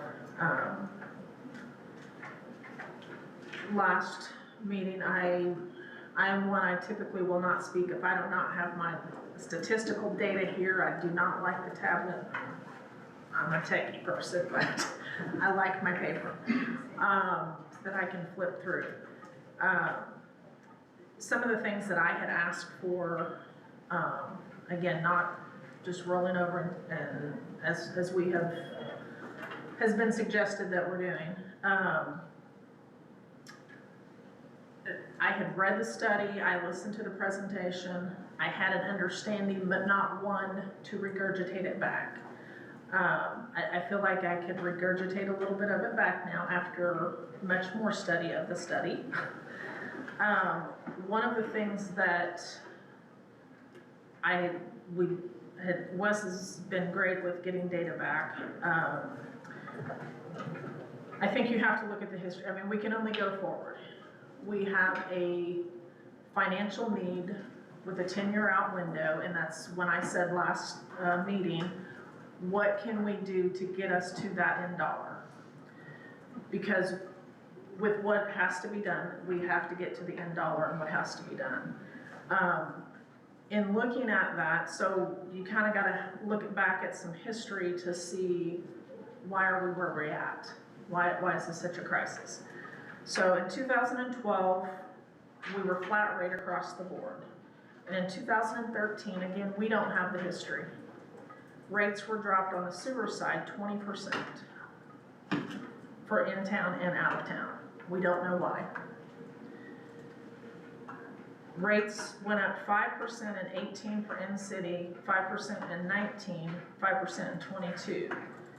When we needed an additional increase in 24, we had not even recovered what we had given back in 2013. Rural saw a little bit different. They had a 5% increase in 15, 16, 17, and then again in 22. So at 22, they were break even to where they were in 12. Again, don't know the history. I just know that life has not been break even from 2012 to 22. It is hard to take a big bite. Do we look at incremental? And was that one of the things that he had suggested? He suggested not to do that, but Okay. we can still make a plan for that yeah. if that's what the board prefers. Another thing that I looked at, because last time it was in the discussion, it's the same cost to do the service. Well, we have $1 million project over the next 2 years that services just the Meadows area. If every rural customer for our sewer, that's something that we have to look at. We have, I think, 2,100-ish in-city customers for water and sewer. We have about 1,000 out-of-town rural customers for water, and we only have 274 for sewer. There's $1 million project that doesn't even affect all 274, because I'm sure there's some rural sewer that's not included at the Meadows. So if you were to divide that out and say, okay, they should take their fair portion, and again, I understand them saying, and I thought someone said in the last meeting, and I re-listened to it and I didn't catch it, that the outlying communities didn't have a rural and a in-town rate discrepancy like what we have at 50%. I think Wes sent that to everybody, or it's in the packet. I think the overall average is about 42 or 46%. There are some that are at 50, some that are a little bit less. So having a rural rate at 50% higher, Republic does it, Ozark does it, all of the outlying communities that we've been told don't do it, do it. Again, we're in a position that going forward, that's all we can do is go forward. We know that we've got $1 million worth of pipe and whatever else that project entails. I do trust the experts because I am not a sewer person. I can read a study and I can try to figure it out and pull the data out. There is data in the study. You guys know me, I'm a numbers nerd, and that's what I'm gonna look at. That $1 million sewer project affects less than 274 households because we only service 274. I also struggle with, I live on this street and the person across the street from me is in town. I deal with that daily in my job. I work with income cutoffs, and it's very hard to tell someone, I'm sorry that your income exceeds $1, but at some point there is a cutoff that you have to do. Do you say I have in city and I have kinda 4 blocks outside of city and then I have rural? Or do you there's guidelines and cutoffs, and that's just how life works. So I don't, I know people that their kid lives on one side of the street and they have to go to a school other than what they really want to because they don't live on the other side of the street. Boundaries and guidelines are just how our society is established. Again, I don't believe that we hire someone to come in and make recommendations and then completely disregard the recommendations because we don't like them.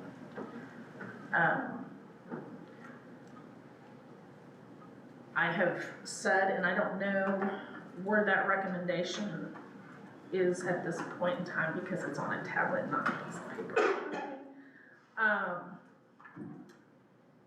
One of the things that I didn't like is in-town saw a reduction on water rate.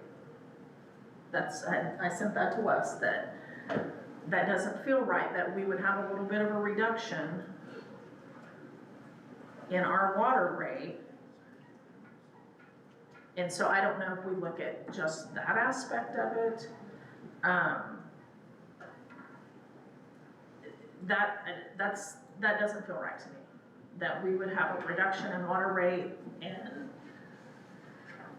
the rural side doesn't see that. So either we kind of all have the same kind of percentage increase or somewhere along that line. Again, I don't have the model.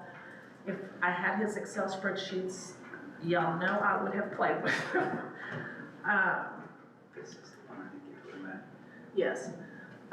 Where our current rate is 15.28 and his in-city recommendation was 12.57. That doesn't feel right.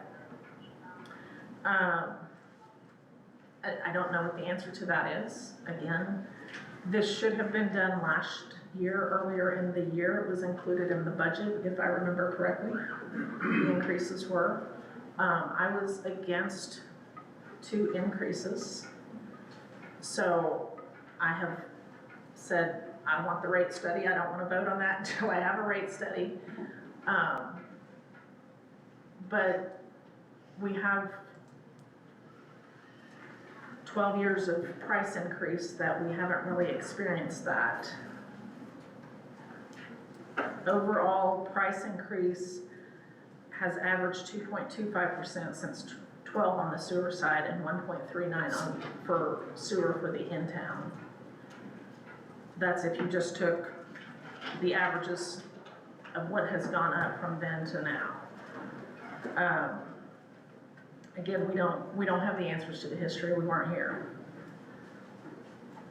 So that's, I think, all I have to weigh in on that at this point in time. It's a hard Point of decision. information.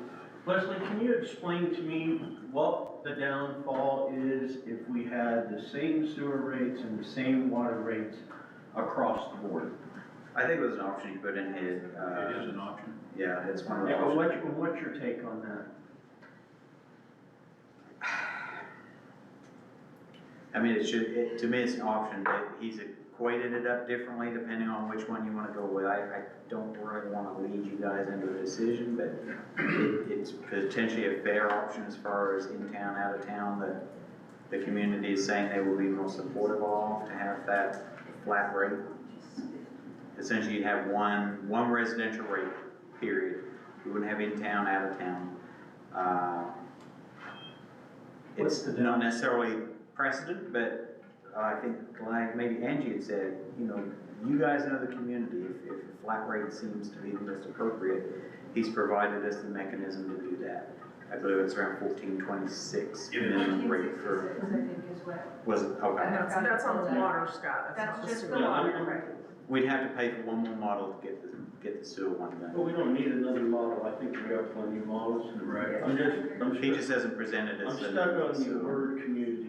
We're all a community. We bought the water system. We're all the same people. We use the same water. We use the same sewer. You would need one more model, because you'd have to know what that. Yeah, we'd have to know what the sewer rate was. He did not do the sewer flat, but we can pay for that if flat is what you guys want. We just need to look for a better balance so we're all equal as a community. Question But we're on the not, same because regard to we've where got you're headed, Ensign we and are all one community. Well, If Springfield had bought that, the Meadows is listed as Springfield. Why are they not listed as Willard? And then we are all one community, all one rate, everything's the I same. think that's more related to the post office. Is it? Okay, that's the Yeah. 657, yeah. Yeah. Okay. That's my understanding. Is there a downside to that, being that it's not, is there something that the city of Willard is not retaining, taxes or whatever that might be? I mean, that's one aspect that out of town doesn't provide to the city, but I think another person in the last meeting had mentioned if there were more options here, they would probably be able to shop in more. But a resident in town, you know, that buy something on Amazon, buy something on Walmart.com, you know, those are the big ones, not necessarily supportive of the business per se, but those are the ones that come to mind. You buy something online, the tax is levied at the place of residence. So you know, we have that sales tax. We also have ad valorem tax, which we don't receive from out of towners. So there are a few more things that in towns do pay, whether they shop here intentionally or not. But again, that's why this is an unenviable decision for you guys. You know, flat rate does provide more fairness between the two bands. You do have to keep in mind, I think, that in towns do fund the city in other ways. Out of towners, I couldn't tell you how many is on an infrastructure mile, but you know, folks out of town, they're less compressed like you are in a city. So there's more folks on an in-town city mile than there is out-of-town city mile, which can contribute to some additional costs for out-of-town As a service. reminder, there are additional out-of-towners, and I'm not taking anything at all away from those who live in the Meadows, but we have a lot of out-of-town, out-of-city water customers who are not from the Meadows as well. And we do have to take that into consideration as well. You look out towards the golf course, I don't believe that is in city limits. So, I think we you know, go out to EE as a trailer on the southwest side. On the water? Oh, no, we go all the way to I-44. Okay. we have a pretty wide range around the city. I live off of Z, and I know across Z is not city limits. So, you know, there's a wide range. It's not just, we can't just focus on the Meadows. We have to look at the wide area. Yes. That's true. So. That's what we've been saying. I think everybody paid the same. This is That's right now what we're trying to tell talking you, we about. heard you. We've heard you. Please don't. It doesn't seem like it. because we couldn't speak at that point. That's what I We didn't hear you. That's just So what in their meeting that's what they're talking now, about. but they're in their meeting now. So, I mean, to Scott and Jeremy's point, you know, is there really a downside to there being a flat rate across the board for everyone? Right now, since we're mostly residential, I don't see a downside if I I'm don't honest. think there is, because we've got unfortunately, very limited commercial businesses. And if I might interject, as that approaches, those amendments can be made for commercial. Again, and another reason I draw your attention to that piece in the ordinance, I beefed up the annual reviews. Yes, at that time, that would be a great time to do it, you know, as we get more commercial. Mike and I are working hard. Yeah. We're close, and I think as we grow a little bit more, that close now becomes businesses saying, hey, you know, we turned you down last month. And then Would you like to come back now? You want to try that again? So I mean, I think we're close.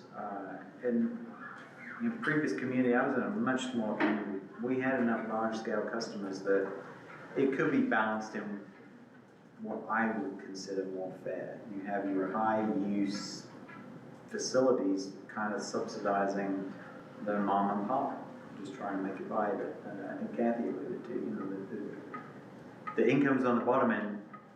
None of us, we're all technically on a fixed income. We're maybe, some of us are more fixed than others, but, you know, none of our income really goes up commensurate with that. To your point, yes, as we get those larger scale customers who do benefit from the citizens who pay the water bill, you know, they will then contribute back in another way to support the system. We're just not there yet. I think that making sure that whatever the decision is, committing to doing this annually, on a predictable, transparent timeframe, maybe with an advisory board. Kathy, am I gonna sign you up? You probably don't want to. No, I do, I love it.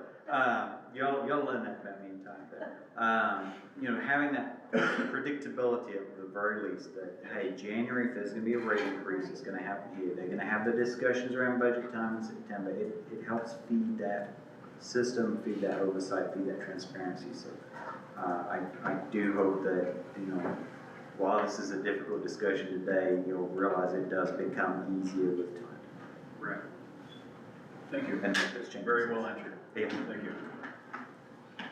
So then what does it take to, back to the getting Carl to do a sewer? How long would that take? Well, with our new purchasing policy, as long as it's within my new spending limit, I can get that done with you guys' guidance this evening. How long do you think that it would take him to do that for us?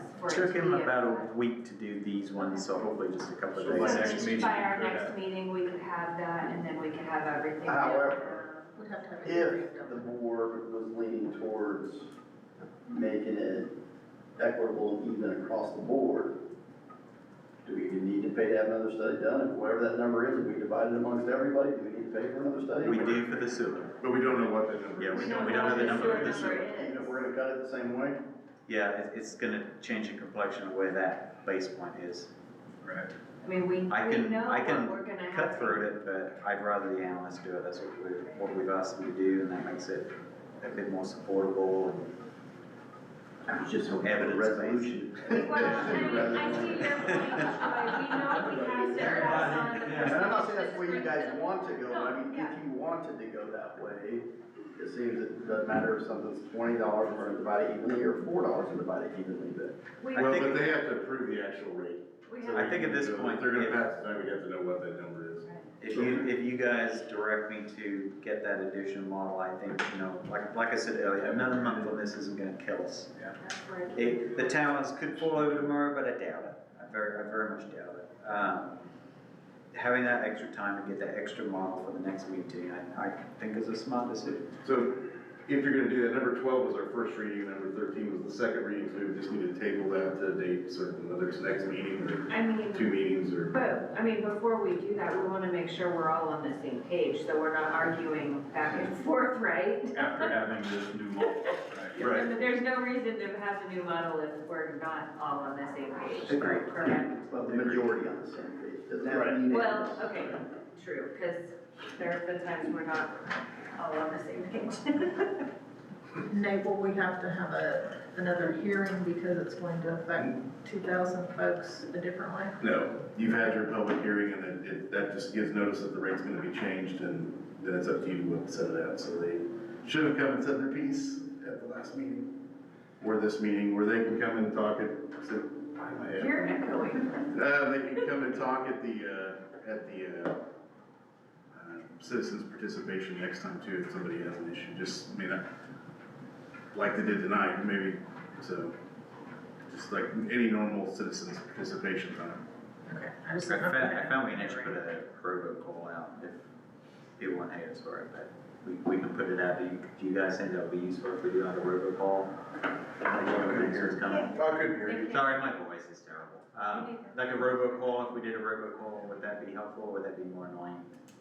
Okay, Robocall, that would be Robocall. fine. Robocall it is. Or email or text. Our system's not real happy with the emails and stuff. We can certainly email if you've got them, but we would have your phone number as part of your account, so I think robocall is something they can set up fairly quickly.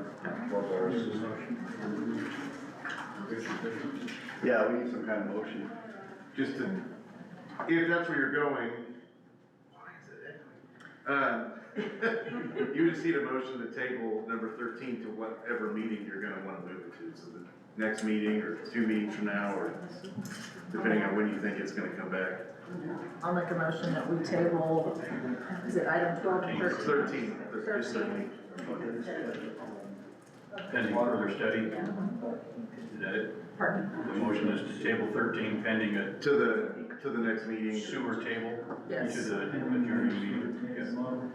Yes, I will table, I make a motion that we table number 13 until we get an additional rate, and number 12 as well. Well, 12 was the first reading, so that's fine. We did the first reading and then we'll just have second reading. But they haven't done the first read on that one because.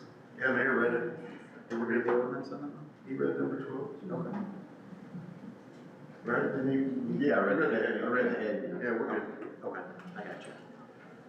Okay, I'll make a It's a motion that we Kansas thing. table item 13 until we have additional sewer rate information from greatrates.com.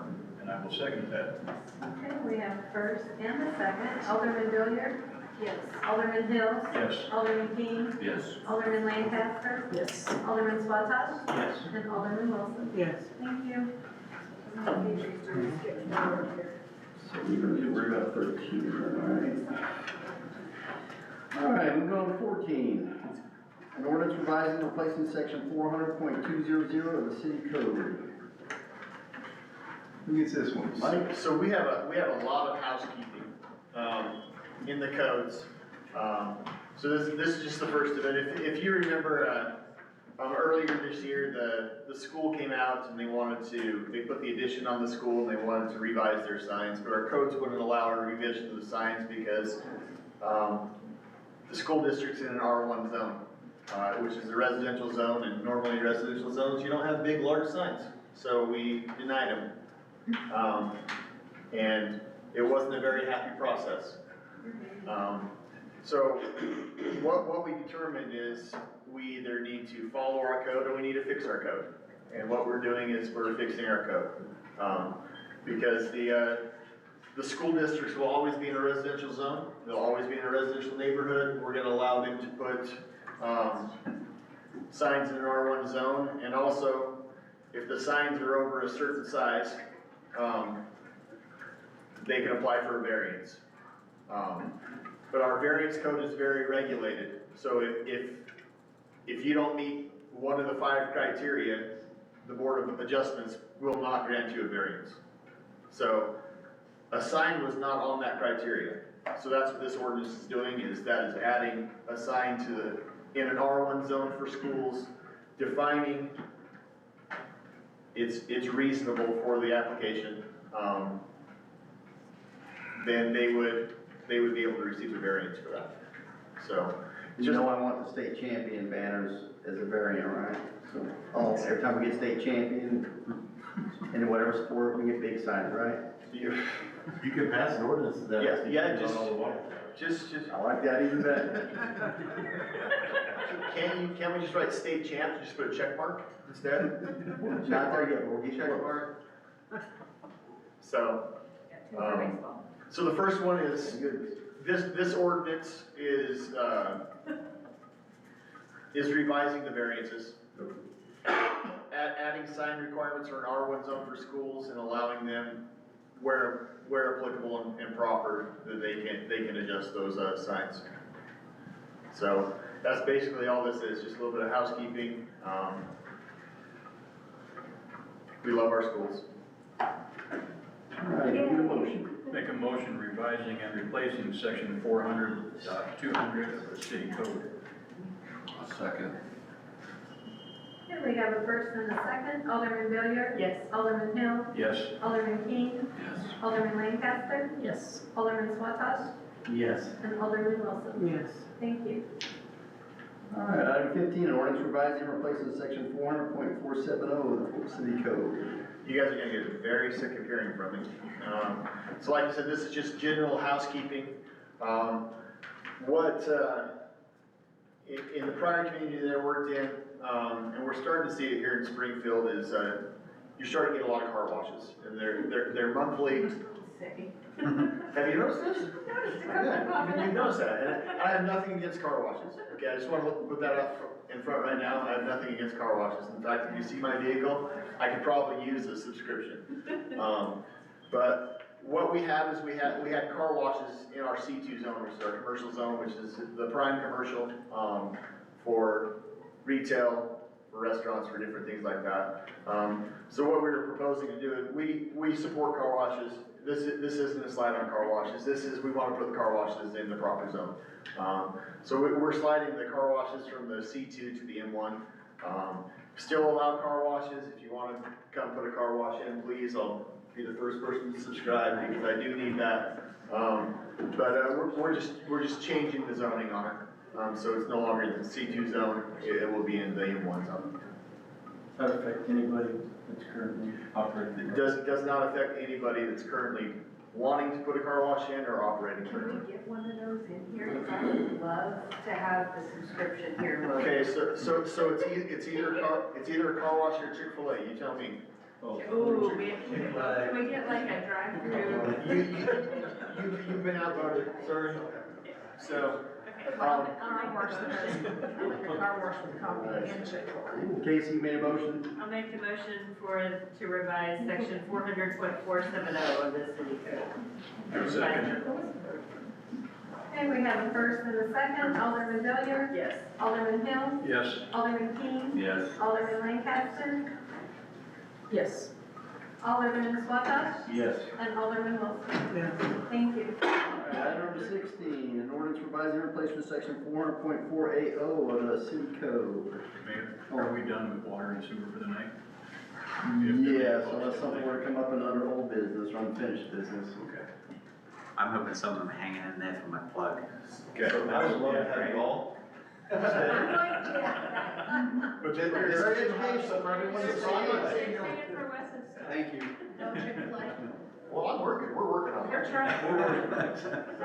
13 is the next one. 12, it'll be most likely November 12th. Yep. Thank you. Thank you, guys. You can catch it on the video, Kathy. You can go that up. You want the car wash? Hey, I'll let you know. Okay. He's coming. Thanks for coming.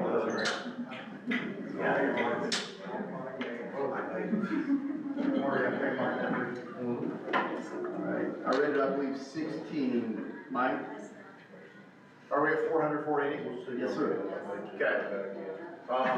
As discussed earlier, we have some housekeeping to do. Obviously, we're dropping car washes into the M1 zone. As previously talked about before, when I didn't have an ordinance attached to the M1 zone, we also, back in 2018, took out self-storage and never reintroduced it back into the code.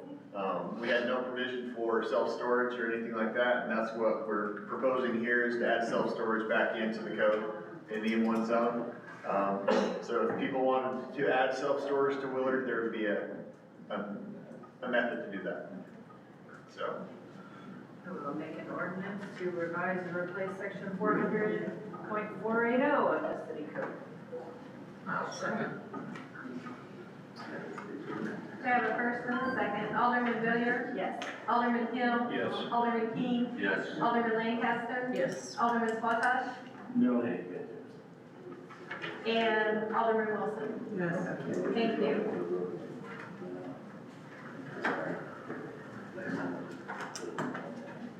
That'd be better. Working on our streamlining for the future.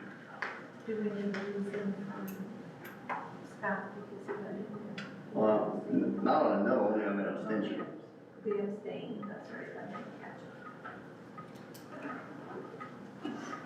it. All right, 17, an ordinance revising and replacing section 400.510 of the city code. okay. Well, this one's not gonna be an easy one. So, this one's not gonna be one that you're going to say, hey, Way to sell it, Mike. I'm telling you, you watch. This current code is our mixed-use district, mixed-use zoning. And this is a zoning district, that allows developers to come in and modify current zoning. That's the best way to put it.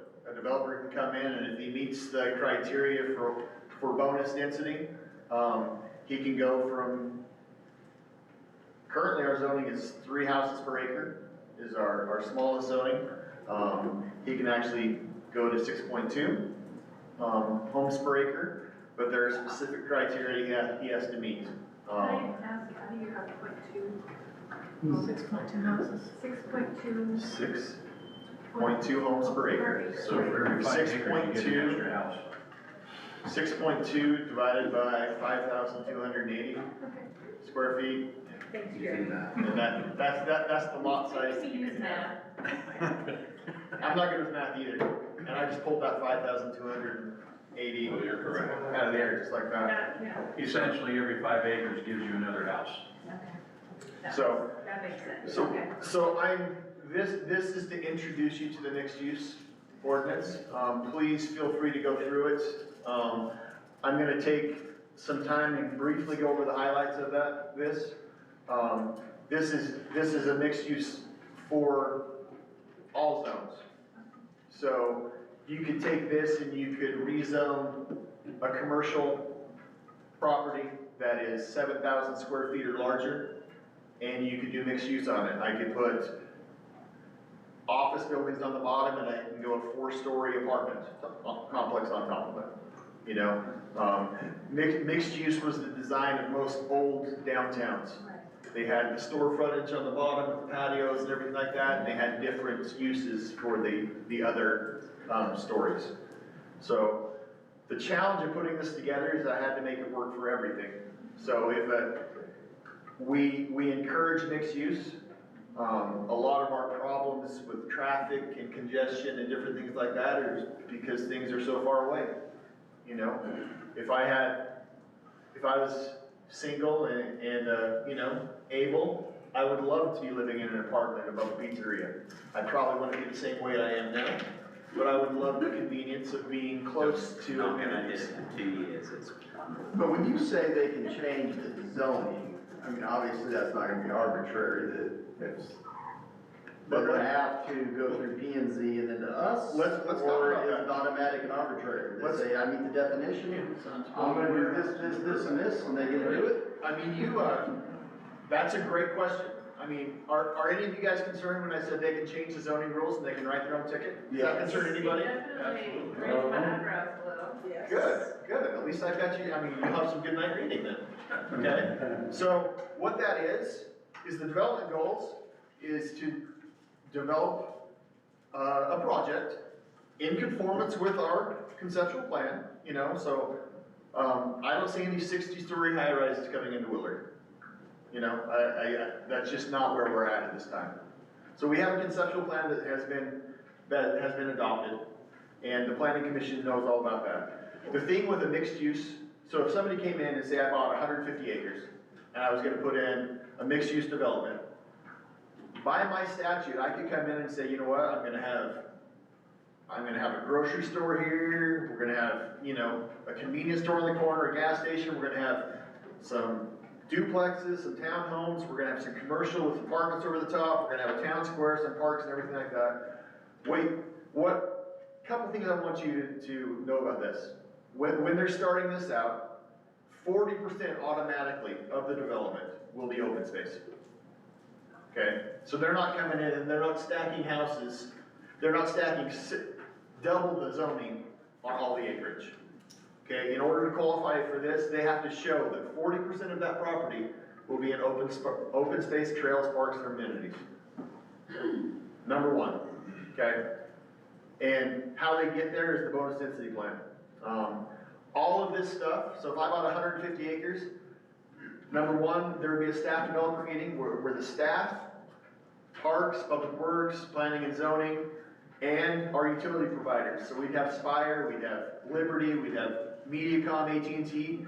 We're all in the same room, and they're gonna go over their proposal, saying, I bought this 150 acres, this is what I'm looking at doing, and everybody would weigh in, saying, yeah, we got utilities, yeah, we got capacity, hey, you're gonna have to pay for this road expansion, hey, we got trails going. So we have first a conceptual list of stuff that needs to be accomplished before the next step happens. The next step would be planning commission, okay? And for planning commission, they would have every detail, elevations, phases, roads, infrastructure, parks, trails, all of that would be up front.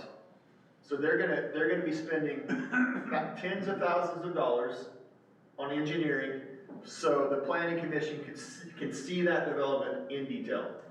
And if there are any questions from the planning commission, they go out, procure the information, and come back. It's just like they're gonna get all the information up front until they're satisfied with that development. So, like I said, yes, there is a measuring mechanism in here that allows them to get bonus density. You know, they have tree-lined streets, they can put in a trail system as long as it meets our master trail plan, you know. Let me pull up the rest of it, because there's a lot. We have interconnectivity. Basically, we have a lot of subdivisions that are not connected to anybody, you know. So we have the ability for a new developer to come in and we say, we will give you a certain score on your interconnectivity if you will donate 1,500 feet of sidewalk that we will use to connect another neighborhood to yours. We have increased recreational facilities. Right now, according to the ordinance, for every 5 units, they're required 1,000 square feet of recreation space. So if it's a large development, I mean, they're gonna be required to put in a recreation space. And if they decide to pull the trigger and say, hey, we're gonna put in a public park for you, that's not, hey, I'm gonna give Jason 5 acres of land. That is, the developer will install, design, and put in a park according to City of Willard specifications, parks. And then they will deed that over to the City of Willard, and then they will get credit either on the impact fee side or on the bonus density side. So they can take either or. So if they put one park in, great. If they want to put several parks in and connect them with trails, they can do both. You know, that's up to the developer, but that will count on their bonus density. And we do encourage the mixed use, because that saves on a lot of problems. It saves on traffic, that saves on everything like that, where I'm not traveling for my conveniences. Hey, I have a mom and pop's pizzeria close, you know, I have to travel a half block for gas, whatever, you know. But we're not dropping a Walmart in the middle of the community, just to let you know. You know, it has to meet the diversity of design. And also, we want them to, obviously interconnectivity is important, but we want recreation area, and then we want mixed use. We want so if they can show, hey, I'm gonna have, it's gonna be good because I'm gonna have residential housing, I'm gonna have R3 apartments and everything like that.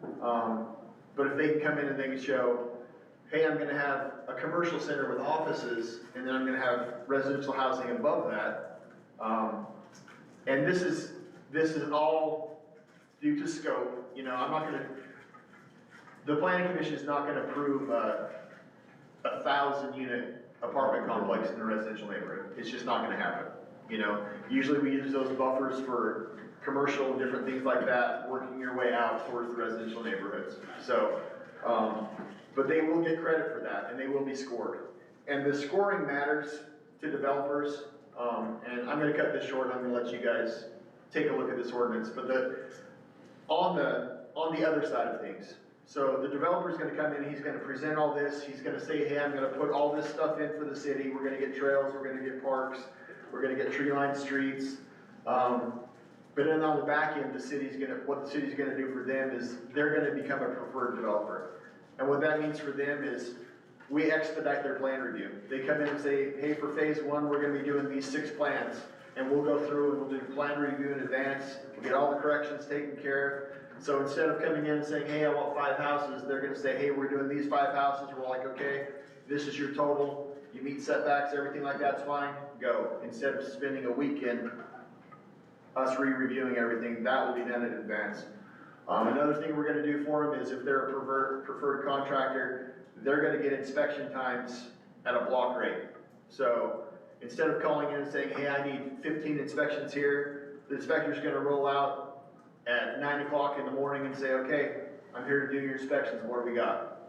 And he knows, I'm gonna hit this subdivision, I'm gonna hit this subdivision, I'm gonna hit this subdivision, because they're preferred, and then we pick everybody else up as they come.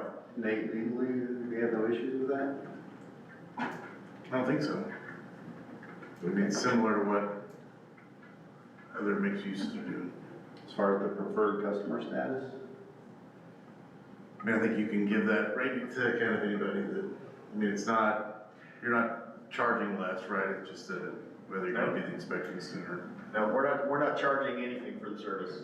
What it is they know that they don't have to input the inspections online or anything like that. The secretary will be saying, hey, we know that an inspector's gonna be out there, we'll give it to superintendent, we'll do the inspections. It's done in a lot of cities.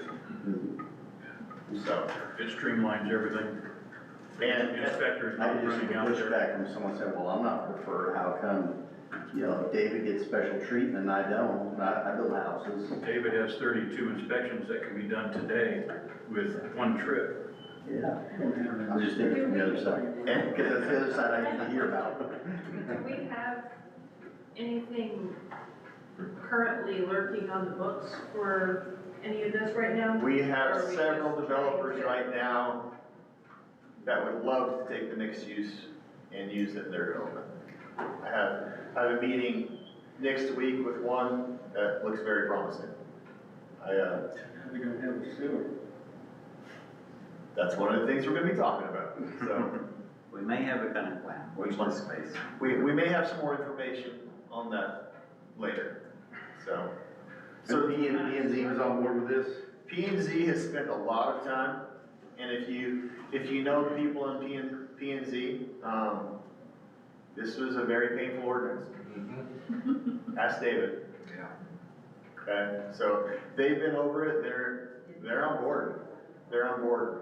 This replaces the PD zoning, plan development. And if you look at all the plan development subdivisions we have, the only thing the city got out of that was a detention basin to maintain. So, this way the city's gonna get some of the stuff that they want up front. We're gonna be able to see what the development looks like. The developer's gonna be able to get some positives on the backside, helping streamline this process where the things will go a lot smoother on his end. He's not holding that loan as long. So, but feel free to, you know, just take a look at this, write questions down, email it to me if you have questions on it. I'd be glad to take all comers on it because it's, like I said, the municipality that I worked for before, as soon as they had this similar ordinance out there, the developers didn't go the other way because they could get a rezone and start the development at the same time, so. Okay.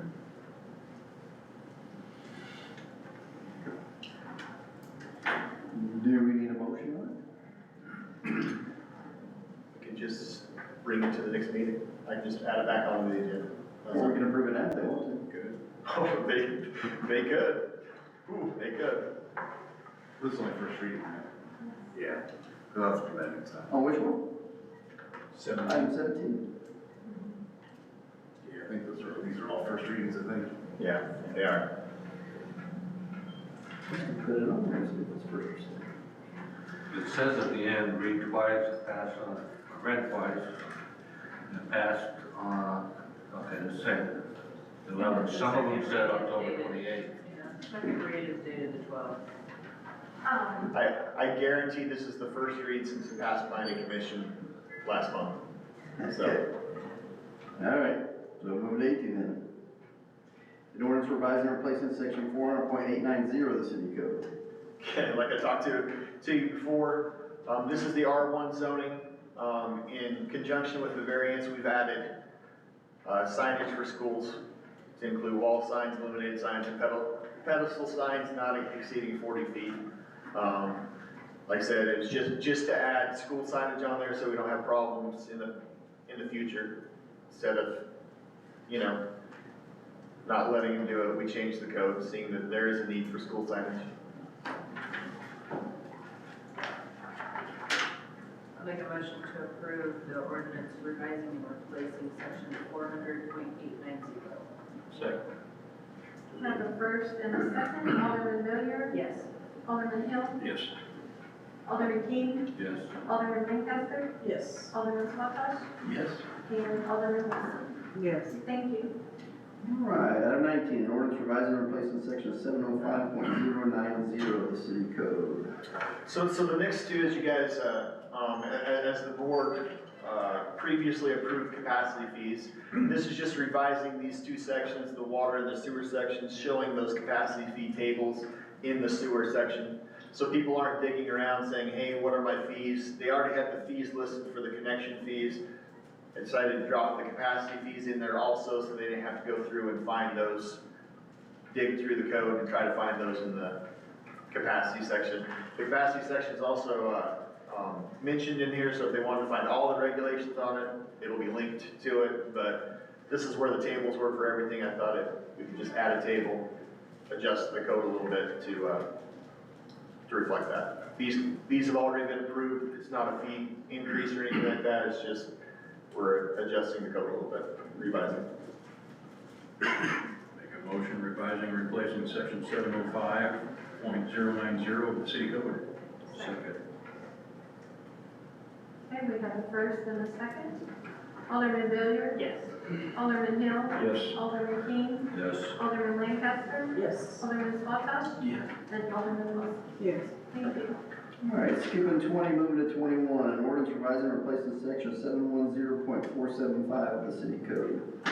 This is the same thing, just on the sewer side. So capacity fees have been established. We're just dropping the chart in there next to the connection fees, so a developer can come in and say, there's my capacity fee, there's mine. They're in the same section, so. Make a motion to approve ordinance revising and replacing section 710.475 of the city code. Second. Have a first and a second. Alderman Miller. Yes. Alderman Hill. Yes. Alderman King. Yes. Alderman Lancaster. Yes. Alderman Swatash.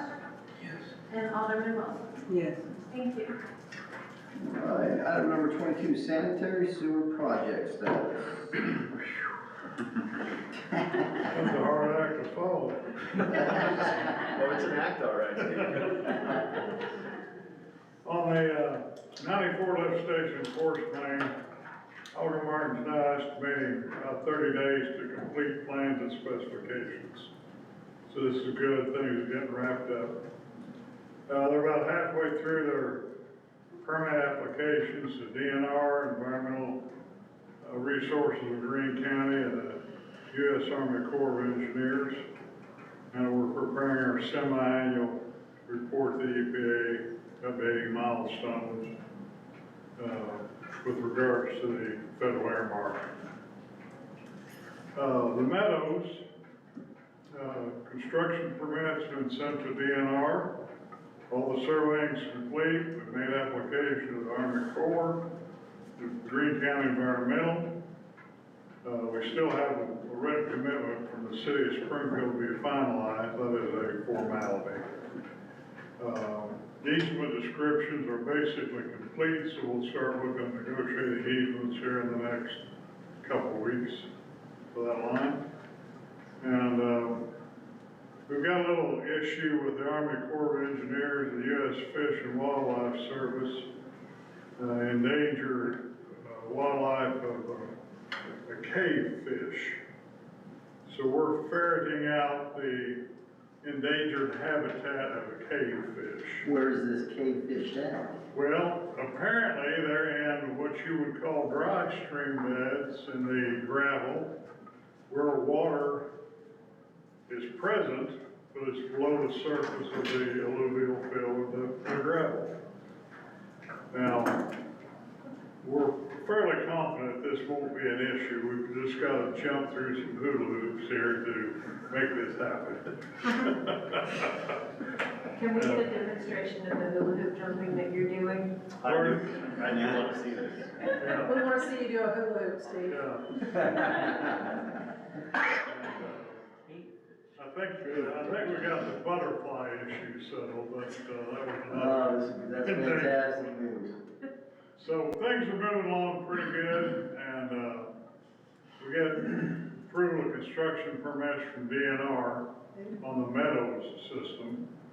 Then we'll be ready to, put that on the street for bid, know where we stand financially. Thank you. And then with the 94, cold, a couple months after that, probably. Moving at the speed of cave fish, all right. Could you ask them for a definition of a fish? Because, I think that defies logic. In water, right? Is that it, Steve? Is that all? That's it. All right, thank you very much. Item number 23, city administrator's remarks. Mr. Young. Well, wow. First off, I forgot to mention a couple of weeks back, I got certified as a Missouri Municipal Government Employee. Trying to get trained up in the Missouri way, so I forget some of these Kansas bad habits that are with me. NJ Hoggers. Yeah. There you go. I went to, actually I've done 2 PIO trainings in the last month. One at the Kansas City FBI and the other at Missouri CIC. Very interesting, lots of good tips and feedback. As we hopefully develop our own PIO here soon, it'll give me lots of framework that we can build on there. This is why my notes got kind of jumbled. Some of my social media was to do with the social media item, but some I'm for some reason very interested in. But you know, given a lot of good feedback on the social media policy, which we're now ahead of. And then they talked about crisis planning. The general feedback from both trainings is we have about 90 seconds to get ahead of the crisis. After that, people start looking at other things.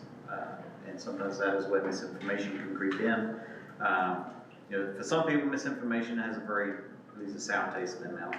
But sometimes it's not necessarily nefarious misinformation, it's just that's the story that's developed. So the general recommendation is, as a city, we should develop some kind of templates to help support our ability to rapidly get information out, even if it's just to let the public know we're aware of an issue at X, stay tuned. So that they know that you're gonna get something out there, or you know, as it's more geared to law enforcement, there is an active shooter at such and such a location, stay out of the area.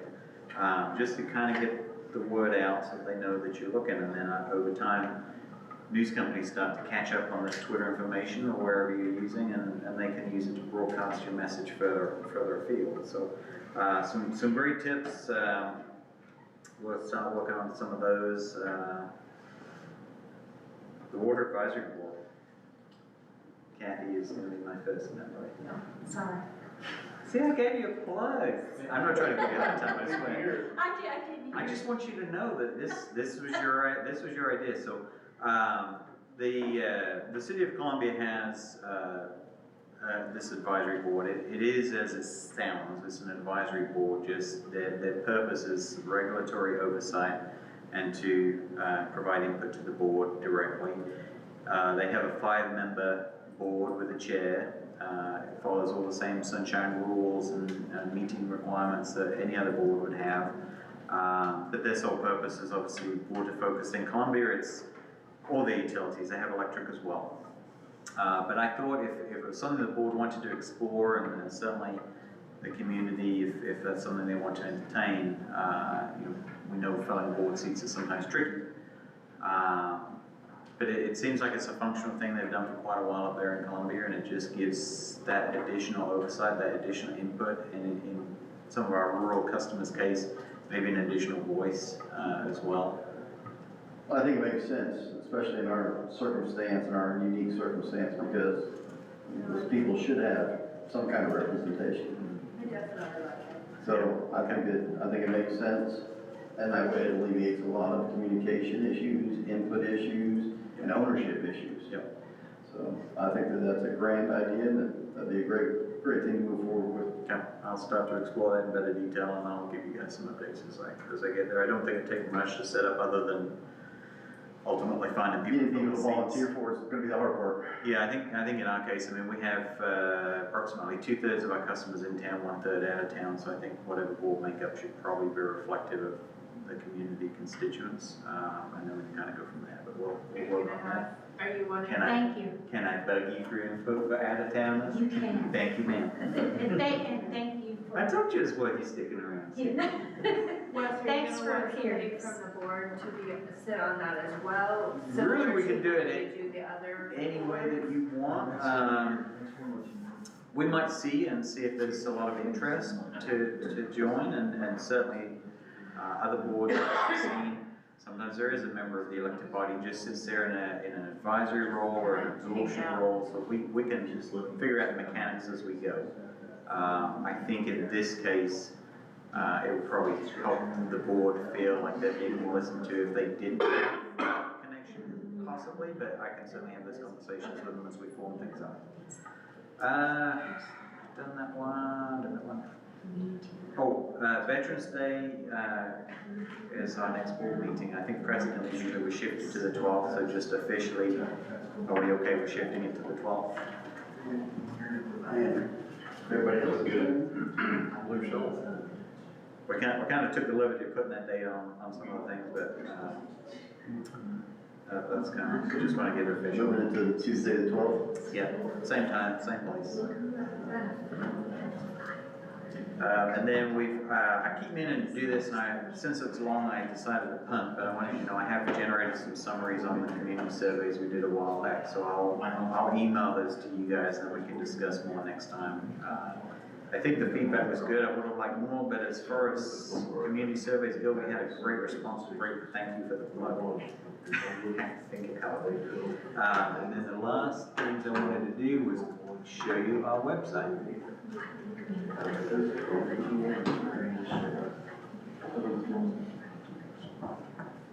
We'll wait for it to warm up. There we go. We need a bit of modern TV than next year's budget. Yeah, they have pretty good deals at Walmart. I'm sure we can. Nice one, huh? That's, Walmart has some dirt cheap ones for big. we lucked out on our TV. We walked in there and it was on clearance, brand new TV, 50% on clearance. So they're around if Karen will. Get some little modern, maybe some Roku. But yeah, next year I think she'll glare at us. Anyway, on the website, I think we're very, very close to launch on this, and I wanted to touch on this a little bit. Let me compare. So, Is your house gonna be on there? I hope. I found a new one today. Oh, did you really? That was the one out front here I didn't know about. I found out what that foundation is in my backyard. It used to be a barn. Horse barns. Picture of the city hall out in front. That has it. You see the all to the side of the horses. That's cool. I always wonder every time I mow over that foundation. this is our current city website. You know, coming in, you know, obviously did some homework before I accepted the position, and I think, you know, there was concerns about transparency. I think you as a board had expressed you wanted to kind of move in a more positive direction, so. Hey, Wes, can I interrupt you? I mean, is it okay for the fellas to head home? Yeah, I think you're safe. Unless you want to hang around, it's a pretty cool website. Sure, I'll get pretty quick. Okay. Jim. Figured all you guys. I mean, I will if you want me to. No, you're fine, go for it. Thank you for taking time away from the family tonight. I guess you turn the lights off. Thank you guys. No problem. Thank you. So we've been working on changing this. In my opinion, a website's an opportunity for us to tell our story. A lot of municipalities, governments, large and small, they use the website as their primary information source, which I think early on, you guys had set up a Facebook account, which I think was a good start to get some information out there, as we've discussed. Not everybody's using Facebook. And I think in the last PIO meeting I went to, I might get the stat wrong, but 40% of people have actually deleted Facebook. Smart people. The last few years, so it's quite a large number moving. The risk of dating myself, the younger kids are using Instagram and TikTok, and don't look for me on TikTok anytime soon, but the new website allows us to connect to that, so it allows us to have an official channel that ideally the majority of people can access if they have a cell phone or a computer or even visit the public library from time to time. It also has an app, so those folks that don't really think to visit the website, they can install the app and get notifications. So about the public hearing, you install the app. I don't visit the city website, but you put the app on there, you ignore it most of the time and go, there's a public hearing about water, I'm going to that one. And I'll go. Right? So it gives us that opportunity for those folks that just don't really want to deal with Facebook. I'm not a Facebook user. I wouldn't have known unless it was, well, unless I looked here, but Right. it would be on the back of my bill and then I'd be in the same boat. Oh crap, I got to drop everything and go to a hearing. So it gives a bit more feedback, gives a bit more opportunity. So you see on this one, it doesn't really do that. It's very busy. There's a lot going on. We have tried to keep information up here with our rate analysis so people can find things, but it gets buried, and then this is where people got a little lost. Depending on how your brightness was set on your monitor, you may or may not see the data for the agenda today. So that was a comment that was raised in the community, and then they couldn't go to where it normally is. So little things like that can be avoided without too much thought. But that's where we're at today. So we've been building the new one. Not finalized yet, so don't, pictures aren't necessarily all us, but we got a few on that. The rate analysis here, I talk about transparency section. A lot of governments, big and small, have a transparency section. That's where I plan to put it right there. So you can see the budget documents, the audit documents. You can see whatever we need to put on there. Eventually we will hopefully have some performance scorecards so people can see, we got a good uptime, is our water on 90% of the time, 95% of the time, whatever goals and metrics we set. We can put all that in there. Community surveys, people can learn where to find things. There's scales depending on what you're using. Are you using a cell phone? Are you using a big screen? Are you on a tablet? It'll self-scale, so we don't have to have different versions designed for different people. And then, Kathy, watching? Latest news and a live feed. Yeah. So the live feed, in my opinion, is the pretty cool bit. So we can put information on there, and without really thinking about it, it goes to Facebook, X, Instagram. So we got everybody hopefully covered in there in some form or fashion. And if they don't use those 3 platforms, hopefully they got the app, or just log in on the website and see what's going on. They can subscribe to things, as I understand. But this is our first, I think, route as far as we see a electronic PIO. Is this where our project section will be? We can put all that in there. Yep, we can put that on these buttons as well. We can always move this out. Yes? On that, Mayor, you talked about projects and different things going on. And I don't know why I don't even have a microphone. I don't know why I'm not going. But we are working on a map that will show all of that. It's currently on the economic development page. Show that. But And we'll give it like updates, so people will be able to click on, water leak on Mark Street, started, estimated completion date, or finished, done. Well, he'll pull it up. He's pulling it up right now. So you can go down and it's actually Did I go to the wrong one? Oh, task force, hold up. That's okay. I put my other glasses on. So it's a Google map There it is. that you're able to go down and you'll just zoom in. It's Willard and it has our projects. It's got the 160 overlay going right now. It's got different zones for different properties. It's got what Public Works is doing on Mark Street or. I think we're trying to look at the overlays, right, so people Yeah, can find so- kind of what they care about. Yeah, so we're gonna see if we Because can. we hope it'll get real busy in time, so you wanna filter it down. Yeah, so we're gonna filter it down, so if they're looking at Public Works projects, they'll click a box and all the Public Works projects will come up, or if they're looking at, So I take it the system, because I don't know anything about what a computer is, but so, like, if Trevor's doing something, he has an interface, something he punches in, we're doing this, there, and then automatically uploads into this Cycle overlay? back, yes, some of that should overlay on here as far as projects in plan, but. Correct. Another place will have this latest news, so we'll be able to publish there, and publish here, so what Trevor can actually do is, and this is where we kind of have the electronic PIO, so if Trevor submits something to go on this website, it goes through an approval process to where we can make sure it's going to the right places, because, you know, on Twitter, don't have many characters. On Instagram, all they need is a picture. They're not gonna, if it's a bunch of text, they're not gonna read it, it's gotta be a picture. And then Facebook, you know, you kind of go there for a bit more information, there's a bit more content available. Is that my turn? So it goes through this approval process to where we can publish it to the website, it can get reviewed, and hopefully if we get a PIO position, I'm just gonna turn it off. It's very easy.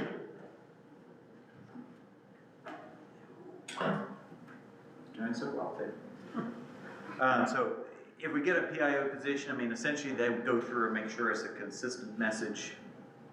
We're using similar terminology, we're not kind of throwing it out there one way, 1 week, and 1 way another week. So there is that workflow approval process that helps us do that, and then I'll be kind of one of the approvers up on there to make sure that we're consistent, we're getting into the right places, it's the right look. And then simple things, is it spelled right? Has it got the right map on it? Would be great too as a PIO, that way every morning, the PIO doesn't have to come in and call the department heads every morning, hey, what's going on? I'd be able to just pull something up and. Exactly. Read, okay, this is gonna be of interest, this is gonna be of interest. I might need to make some phone calls because I know the media's gonna be calling about this or that. And it's another area, that's a good seg into the next piece, it's a good spot for the media to go and see, you know, what is happening in the world. You know, we reach out from time to time, sometimes they take our stories, sometimes the public reaches out from time to time and they say, hey, you know what's going on with it? But this gives them a news source, and sometimes, as I learned at PIO school, you know, they're gonna take content directly from us when they trust us as a news source and put it directly on their site, so that gives us extra exposure, extra people that might not catch it on our website go, oh, I'm gonna visit the website and have a look at that. So now we've got more traffic coming in, so, you know, when you go from this to this, I think we're going in a better direction, and I think it just gives us an opportunity to tell our story. We are a brand, you know, yes, we're government, but we're still a business. It's just a different business. We're in the business of helping community grow. It gives us an opportunity to tell our story to not just our community, what's going on, but you know, when developers come, they kick the tires, you may not even know they visited. Now they've got a professional looking website that shows them that Willard means business, and hopefully will encourage them to engage in a conversation with us, and then grow, give out of town people a place to shop, and in town places to shop, and kind of grow our community like everybody else is growing too. So I'm kind of pleased with the direction it's going. And then in tandem with this, we've got the agenda management software, which I think is on track to be kind of pushed out around the same time. That gives Janice some extra tools to take minutes during the meeting. And it's similar to the PIO type notification thing on here. It gives department heads the ability to provide information through the agenda management program that Janice then gets. So she doesn't have to chase her any emails, we just submit it. If there's any changes, they can submit it directly to the agenda management program up until the point that it is considered locked, where the agenda goes out to the public. There's no need to email everybody because it's there. You know, it exists and they can go find it. It's in the same place. We don't have to worry about this, where you can't maybe see it. So it's just an improvement, and I'm afraid I don't have a demo version of that, but essentially it's a big old webpage, and have the date, what it's for, you get the PDF, and then when the minutes are approved, they'll upload it right next to it, keeps it all in one place.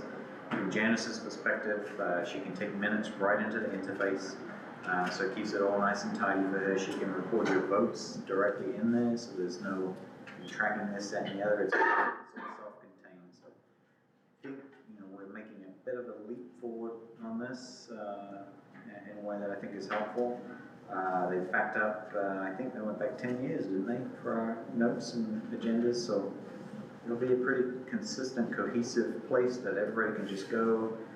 Not all the old stuff will be searchable, I don't think, so you still have to go to kind of what we're doing now. You open it up, you find it, you skim through, and hopefully you can find it, but the new agendas created in this system will be searchable, so if the public's curious about water rate decisions, or where did this money go, why are we buying a bus in 2024 and it's 2028, they can search for bus and they'll find any instance of bus, let you know what date and time, meeting, and minutes, and I believe we can even get it to a point where if we were to stream, they can see the content that goes with that piece of the meeting when they watch it later, so it's quite expandable, and we've paid for the whole thing, so I think that'll support our efforts as we grow. Quite excited about it. Can you? Right down your alley. Right down my alley. Yep. So that's almost done. So on that somewhat hopefully happy note, that is it. All right, thank you, sir. We appreciate it. All right, item number 4, new business. Seeing nothing. Item number 25, unfinished business. Seeing none, move to item number 26. You just want to make a motion? Make a motion. And open the closed session pursuant to RSMO section 610.021, legal. Second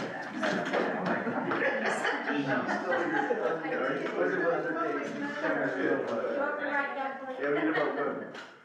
All right, Alderman Howard? Yes. Alderman Neal? Yes. Joyce. Alderman Lancaster? Yeah. I realize I'm headed to bed for Yes. Thank you. Second. We're way ahead of you, Joyce. Okay, we have a first and a second. Alderman You're Bill? slacking. Yes. Alderman Hill? Yes. Alderman Key? comes on at 9 o'clock. Yes. Alderman Lancaster? Yes. Alderman Squattle's? Yes. And Alderman Yes. White? Thank you, thank you. Thank you, everybody. I missed my son's entire last game. Oh no, did you really? They're going into the third quarter right now.